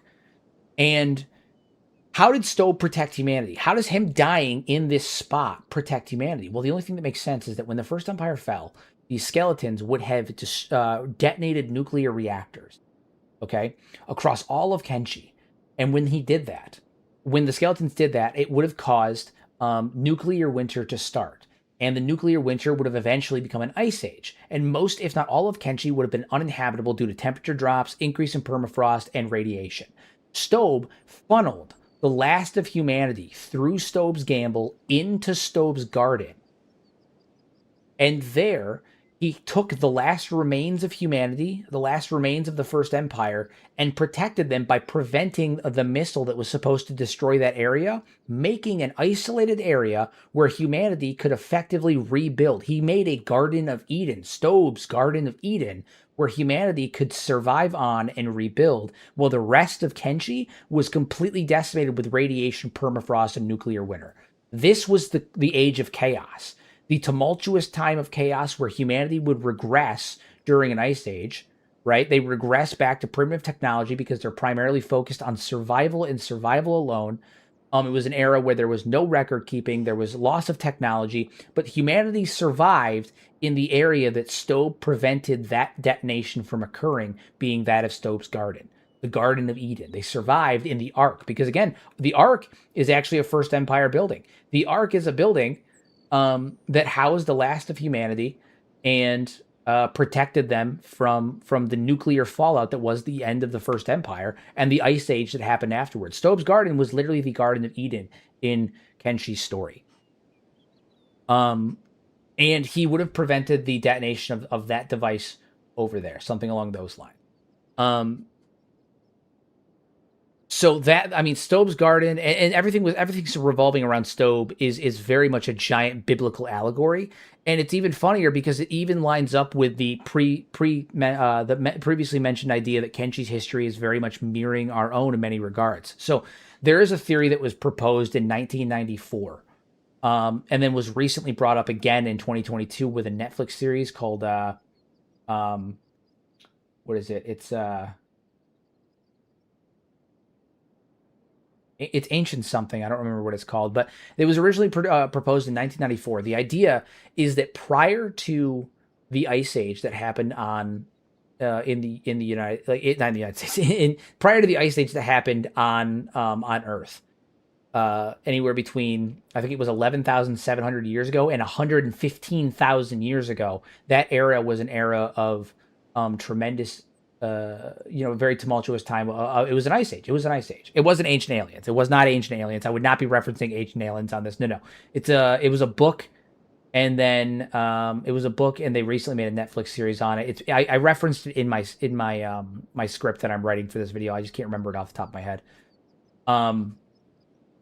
So the idea that was proposed is that prior to that ice age, there was actually an advanced civilization that existed, a proto civilization that existed. That when the ice age happened, the ice age was accompanied by flooding. It was accompanied by celestial events. It was accompanied by all that stuff. And then the 100,000-year ice age that occurred on Earth caused humanity to revert from this proto advanced civilization back to ancient apocalypse. Thank you. Yes, there it is. Caused humanity to revert back to the Stone Age, and we've been building up since then. So it's a theory, but the idea lines up very well. It's a theory in real life, but the idea lines up well with a proto-advanced First Empire civilization that was destroyed in a nuclear apocalypse that ended up causing an ice age, where that hyper-advanced civilization reverts back down to the Stone Age, and over the course of that age of chaos, and humanity regresses dramatically. And then we move into the Second Empire, which is a direct comparison to ancient Rome and both ancient Rome and the Byzantine Empire. And then after that, we move into the early medieval era, or the Dark Ages, which would be the rise of multiple smaller kingdoms like the Holy Nation, the increase, aspects of divine authority, the slow progression that happens afterwards. Right, IRL, it's tinfoil. It's tinfoil hat tomfoolery. And Kenshi, it's a thematic choice, but it's a thematic choice that lines up very well with that world history. It lines up very, very well with it. The current era of Kenshi is towards the end, where it would be the Crusades, towards the end of the Dark Ages, or the early medieval era. The Crusades, where they go on a holy war, a holy mission to purify people for religious purposes and all of that stuff. And then after that leads in directly into the Renaissance and all of that jive. Like everything it's so mirrored that it's hard to ignore. It's hard to ignore. So that's kind of the kind of deal of it. And I'm gonna go over all of this I don't agree with the theories with Ancient Apocalypse either, by the way. I don't agree with it. I don't think necessarily that there was a proto-civilization, or at least one that was described like that. I think there could potentially have been a proto-civilization that existed at some point in history that was reset, but I don't necessarily agree with the theory proposed by Ancient Apocalypse in real life. Absolutely. But the concept fits very well with the way that Kenshi likes to function, and it fits with the timeline where the First Empire is shrouded in mystery and allegory, and were they real, and what happened, and then there was this big event that regressed humanity down to the Stone Age. Well, that's what the Ancient Apocalypse theory is. That's what it is. And then we start moving into the more concrete stuff we know. We know a lot about the Second Empire. Well, we know about the Roman Empire. We know about all that stuff. Like it all makes sense. Yeah, even further down the feudal system in the UC, living under local lords. Exactly, the formation of local governments, smaller kingdoms. And then what is it? The UC ends up trading off and going from that typical medieval feudal system over into the Edo period of Japan, where it was a period of Japan where the emperor was a figurehead and the real power was being controlled by the shogunate. In this case, the shogunate is either Igor or Longan. Probably Longan. Depending on how you want to look at it, because it's not a one-for-one comparison, but it is very there. But, it's individual local city-states or daimyos, in the case of Edo period Japan, that are all answering to the shogunate, and the emperor is really just a figurehead that has more cultural significance than actual political significance. And then at the end of the Edo period, which is what's going to happen after the Crusades are over, right? When the Holy Nation ends up going through a reformation, because they're totally going to go through a reformation. They're going to go through a reformation, and then that reformation is going to make Ochranism far less extreme, far less hateful, and far more applicable to many people. Ochranism is going to spread into the United Cities, just like Christianity spread into Japan during the 14th century, the 14th century, towards the end of the Renaissance period, after the Crusades, after the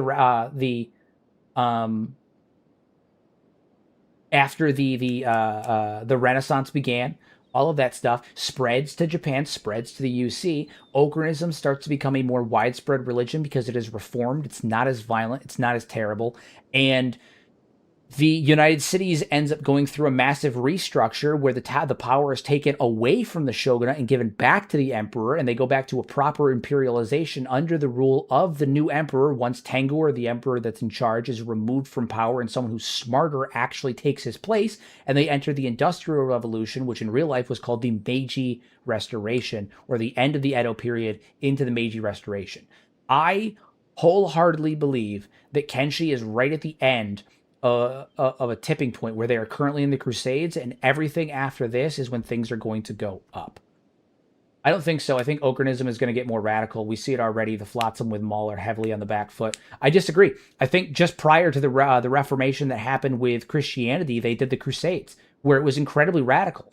It was incredibly radical. That radicalism causes more people to be opposed to you. More people to be opposed to you on the inside. You start falling apart from within. What is it? Beware the Ides of March. Okay, it's not the enemy outside that will destroy you. It's the enemy within. Empires and civilizations almost never fall from the outside. They always fall from within. Religion is the same way. I think after the Phoenix dies, I think after they continue to get more extreme, eventually a reformation will happen, because a reformation opens up the good sides of the religion, the good sides of Okrinism, to be more in line with multiple people. The Flotsam Ninja are actively still practicing Okrinism.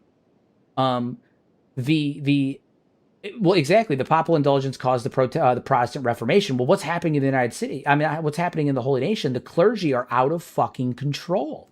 They're hoarding power.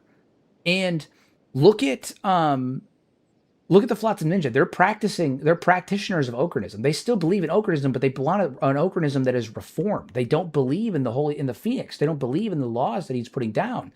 They think that the religion itself needs reformation because it's gotten away from actually like honoring Okrin. It's no longer spiritual. It's based on papal indulgences. It's an abuse of power and using religious dogma to justify it. Okrinism goes through a reform. It becomes more accessible to more people. More people back it. The extremists end up on the back foot because less people can identify with them, and eventually they end up getting worked out. The more progressive version of Okrinism spreads much easier because it is not so hateful. It is not so aggressive. It is not so violent. It is not so extreme. And that's how you end up with the spread of Okrinism, just like you had the spread of Christianity into the United Cities or into Japan during the the end of the Renaissance period, and that helps directly cause the influence of Western technology by partnering with the tech hunters, as well as the influence of Christianity from the increase of Okrinism spreading over now that it's less hostile, less violent. And suddenly you have a United Cities that is leading a technological industrial revolution by entering into their Meiji restoration. It all makes sense. It all makes sense. I think the Holy Nation will collapse if that happens, though. You will see the HRE IRL. I mean, I think that the Holy Nation as we know it will collapse. Yeah. But I think that what will take its place will be a nation that is, when this Reformation happens, I think what will take its place will be a much more progressive version of Okrinism. I think that they're at a tipping point, and I think the fact that they're engaging in their holy crusades is a perfect example. Again, I have a whole video planned to go over this. It's going to be like an hour long. I've got I think 40 something references that I citations that I've already compiled together and put together. I've got all of. I'm really digging into this. This is probably going to be my most extensive, longest video I've ever done, lore video I've ever done. And it's going to take me a long time to get it ready, but I've got a whole thing that's going to go through this step by step, starting with the First Empire and the comparisons to the Ancient Apocalypse theory, moving into the Age of Chaos, how that affects civilization, how that affected our own civilization in the Ancient Apocalypse theory, followed by the fall of Rome, the Second Empire, the Crusades, the Edo period, the Meiji Restoration, all of that stuff. Yeah, I think it'll split into a splinter faction, not a single one. No, I think it'll split into many splinter factions in the same way that Catholicism split into many splinter factions. You have your Protestants, you have your Seventh Day Adventists, you have your your Mormons, you have your fucking your Catholics. Like there's tons of different versions and sects of Christianity that all were the byproduct of different factions splintering off. But I think one of them will become the dominant version that ends up dominating the vast majority of the world, and that will be the one that is that'll be the one that spreads. And I think it's going to be the least violent, the least hateful one. So yeah. Yep. The 60 phoenixes dying young is dependent. So if the Holy Nation is only like roughly 1,000 to 1,500 years old, then 60 phoenixes is actually a fair number. If they're 1,000 years old, 60 phoenixes is not an unrealistic number. If they're 5,000 years old, like they might be, and you follow my idea that the original phoenix was a skeleton, then suddenly that 5,000 number becomes that 60 becomes a lot more reasonable if you consider that the original Phoenix ruled them for a very, very long time because he was a skeleton. But that's a different conversation altogether. The Black Death caused a Reformation, not the failure. The Black Death did lead to the Renaissance, not the failure of the Crusades. But my point, I'm not saying the Crusades caused the Renaissance. I'm saying that after the Crusades happened, the Renaissance occurred. And that's the period of time where Kenshi is at currently, is the Crusades. And with the fact that so much of the history prior to currently lines up with modern day history, with like the real world history in terms of themes, it makes sense that after the Crusades of Kenshi, just like there was the Renaissance that occurred after the Crusades of the Crusades in real life, the Renaissance would occur on Kenshi as well. They were not that far off. Oh yeah, a question I wanted to ask you. Let's say Kenshi 2 drops. We get 1,000 years during the end of the Second Era. All is expected from dev post. The Black Death and Kenshi will just be the flood of the cannibals and the Holy Nation. Where would you go from a lore perspective, and what would you want your story to begin with? I would want the first thing I want to see is the Ashlands. The first thing I want to see in Kenshi 2, the place I'm going to fucking sprint to, is the Ashland. I want to see what the Ashlands looks like in Kenshi 2. First place I'm going. Sprinting right towards it. Absolutely. Second place is the Cannibal Plains. Those are the two places I'm going to. Ashlands first, Cannibal Plains second. Yeah. Straight to the Ashlands. I think a lot of Stobe's Garden is going to be underwater. I don't think all of it's going to be underwater, but like, I've had some people tell me that like, oh, the devs didn't put this much thought into Kenshi. There's no way they considered water levels and stuff. Really? Okay, hold on. Like, because we know that Kenshi 2's water levels are higher, but I can show you a pretty decent evidence to suggest that they definitely thought of water levels. Look at the ground. Do you see that? This is all over the map on Kenshi. Do you see what I'm seeing? Hold on. Let me find a spot where the map isn't covered with MXAO. Okay. Do you see this? This variation on the shore? These colors? Do you know what that is? Do you know what these little lines are? Those are tide marks. Those are lines that indicate tide, that indicate the evaporation of long-standing water. Those are lines that indicate that the water used to be up here and then receded. And you can see how it happened in real time, the rate that it happened.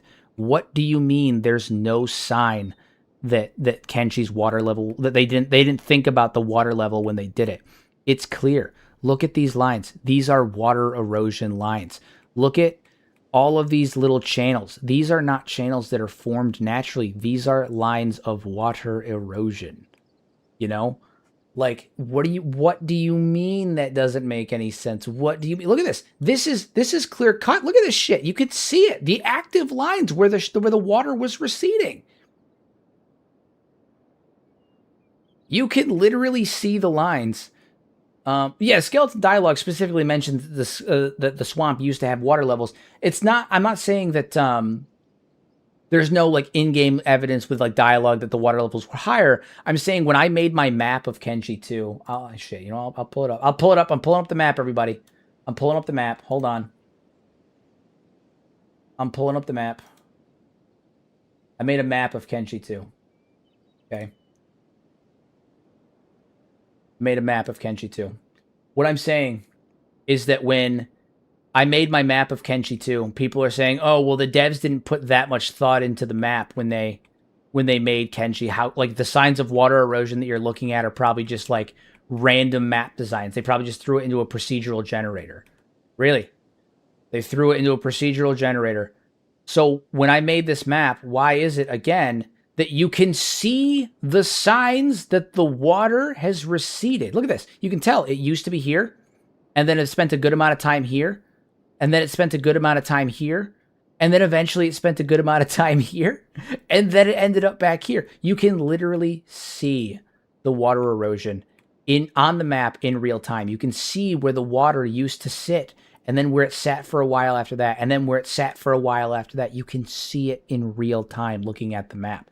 There's no way that's coincidental. There's no way that that was done procedurally or on accident. That doesn't make any sense. Look it up here. You can see it. You can see the recession of the water. Like, it's in your face. It's crazy. It's crazy. Crazy stuff. That's what I'm saying. Chris is most definitely. Chris has Chris has that level, man, where he would do that. I have no doubt about it. Chris and Nat, they're both phenomenal at what they do. And I mean, it's visible. It's there. You can see it, clear as day.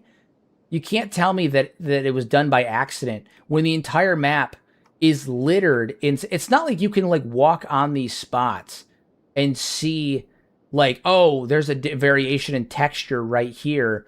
That's what this is. This is clearly deliberate water erosion. This is clearly staining from water erosion.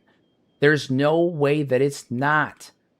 There's no way it's not, because you don't see those kinds of texture variations occur like that inland on higher points, right? Look at the mountains. Show me where you see signs of water erosion in the Royal Valley. Show me one. Do you see it? I don't. I don't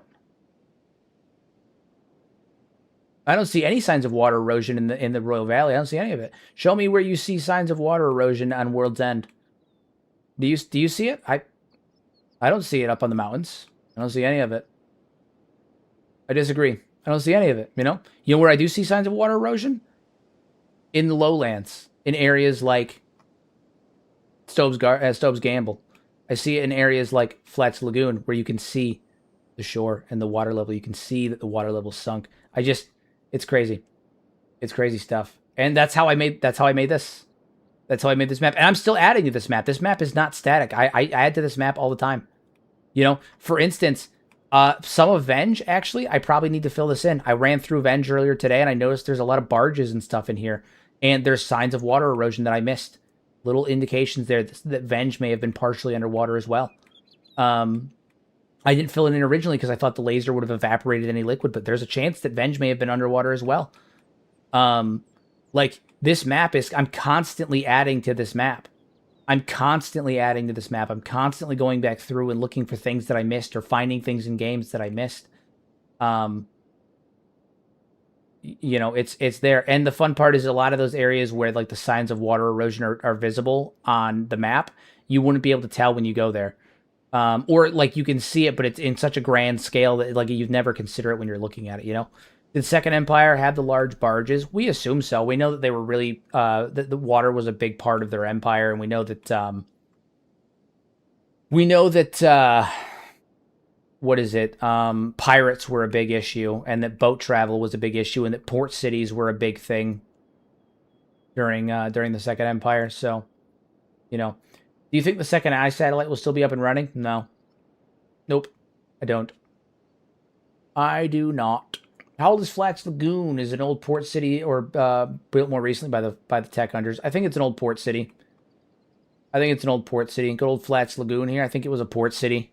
I don't think it was built by the tech hunters. I think Flats Lagoon was built probably during the Second Empire, but it may have very well also been a First Empire building that was used for like a fishing rig or an oil or like an oil rig or anything like that. And then it was repurposed and turned into a fishing city or a port city during the Second Empire. But yeah, oil rig is my best guess for that. Oil rig is my best guess. So yeah, I'm constantly adding to this map though. Like up here, over here in Stove's Garden, right? Where are we on Stove's Garden? We are currently right here on Stove's Garden, and on the map that I've made, right here. So Stove is right here. This whole area is partially underwater based on everything I'm seeing, and this area I should actually probably fill in these crags as well, because these crags here show look like they were signs of water that was higher at one point that was eroded out. There's a lot of stuff there. So we don't know how deep this goes, how deep the water level goes. I think this is probably pretty accurate though for the water levels in Stove's Garden. And we can kind of see that when we look over at the area. In Stove's Garden, we can see like this was clearly an area that was high up with water, or higher with water. Up to these rocks, probably. These rocks were probably the shoreline, just based on the way that like natural erosion happens and whatnot. So, yeah, Flats Lagoon may have also like floated at some point if the water levels were too high. We don't really know. We don't really know, but I'm assuming it was an oil rig. But yeah, there's so much, and it really, admittedly, it grinds my gears a bit when people are like, you're looking too much into it. I'm like, when there's so much evidence that points to everything that I've just done here, there's so much evidence to point to it. There's real world examples, there's real world connections. When there's so much comparisons to be made that all line up perfectly to real world history, when the map shows the signs of water erosion and that lines up perfectly, where it's not like this map was made willy-nilly either. Like, I find it interesting that when you follow those signs of water erosion, like I said in my video, all of the Second Empire buildings are on the coastline or they're inland. Many of the First Empire buildings are either inland or underwater. Like, the Second Empire had higher water levels. If you tell me that the water levels, like the signs of erosion that are present on the map, were coincidental, why does all of the Second Empire buildings line up with the higher water level when you fill that in? It's because it's not coincidental. It's by design. It's by design, people. Is it explained where the water's going? Is Kenshi going through what Mars went through? I think a lot of people think that Kenshi's going through what Mars went through, but I actually don't think that's the case. If you follow my train of thought, that the First Empire's map actually looked pretty close, not in terms of landscape, right? Like, the swamp wasn't the swamp per se.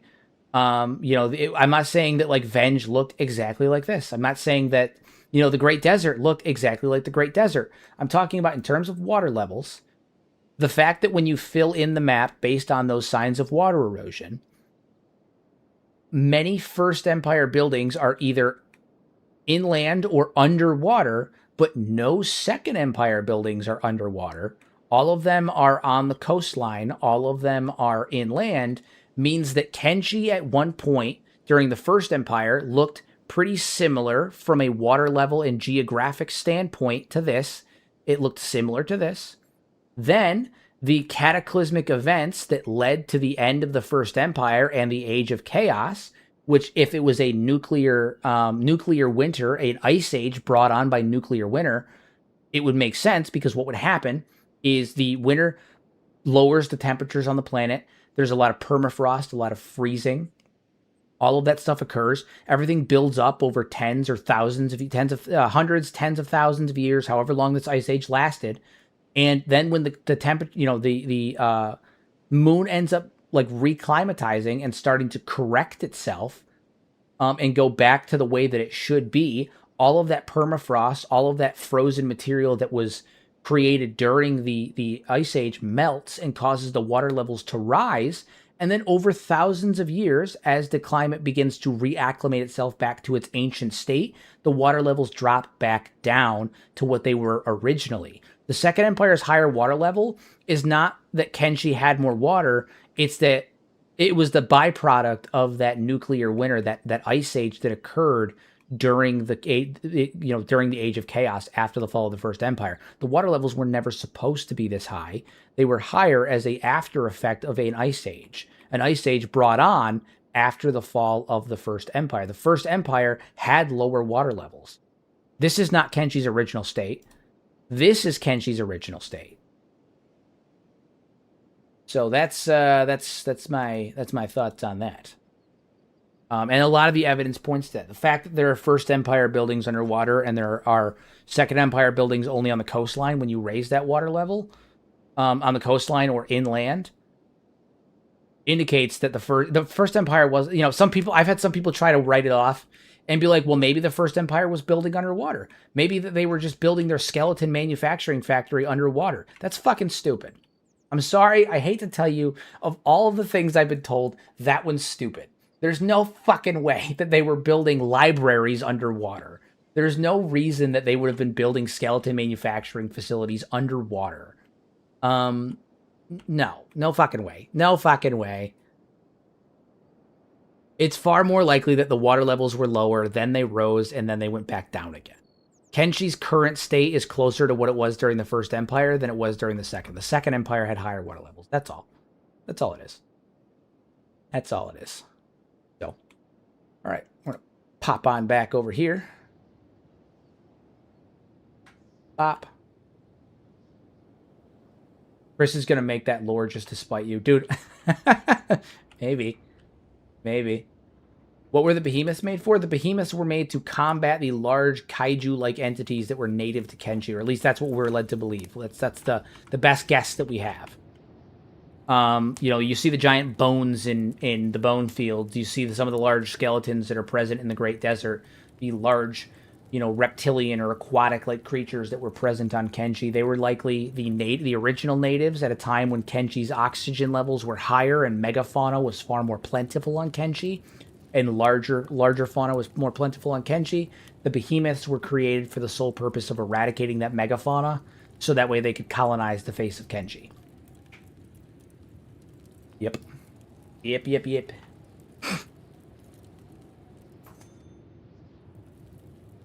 Thank you for the trip and lore explanations. Very well said. I'm glad you guys enjoyed the trip. I'm glad you guys enjoyed the long journey we just took over to Stobe's Gamble and to Stobe's Garden. Although Stobe's Gamble is currently stuck on my screen, which is kind of fucking annoying. Yeah. Okay, well, that's probably going to stay there until I end up saving and closing the game. Guys, I am absolutely fucking wiped. It has been a long week. And I'm pooped. I'm pooped. So what I think I'm going to do is I'm going to save it, and I think this is going to be where I call it for the evening. I will be streaming again on Sunday. I take Fridays and Saturdays off because Fridays I DM for my wife and friends for D&D, and Saturdays I take for myself because I have to have one night a week where the wife and I can do date night and all that stuff and hang out. So I will be streaming again on Sunday. Guys, it has been a phenomenal week. Thank you guys for all popping in. I appreciate all the support as always. I appreciate you guys taking the time to talk with me and listen about the lore. I'm glad that you guys are enjoying it. And, yeah, absolutely. So if you guys have any more questions, do be sure to check me out in any of my other upcoming lives. Sunday, I tend to do non-Kenshi streams. I might be doing something else this Sunday just to kind of break up the monotony. It's helps me from prevent getting burned out. So Sunday, I don't know what we're going to be doing, but either way, I'll see you guys on Sunday. I appreciate your time, and as always, remember, use your powers for good instead of evil, make a difference in someone's life, and all hail Christ Hunt.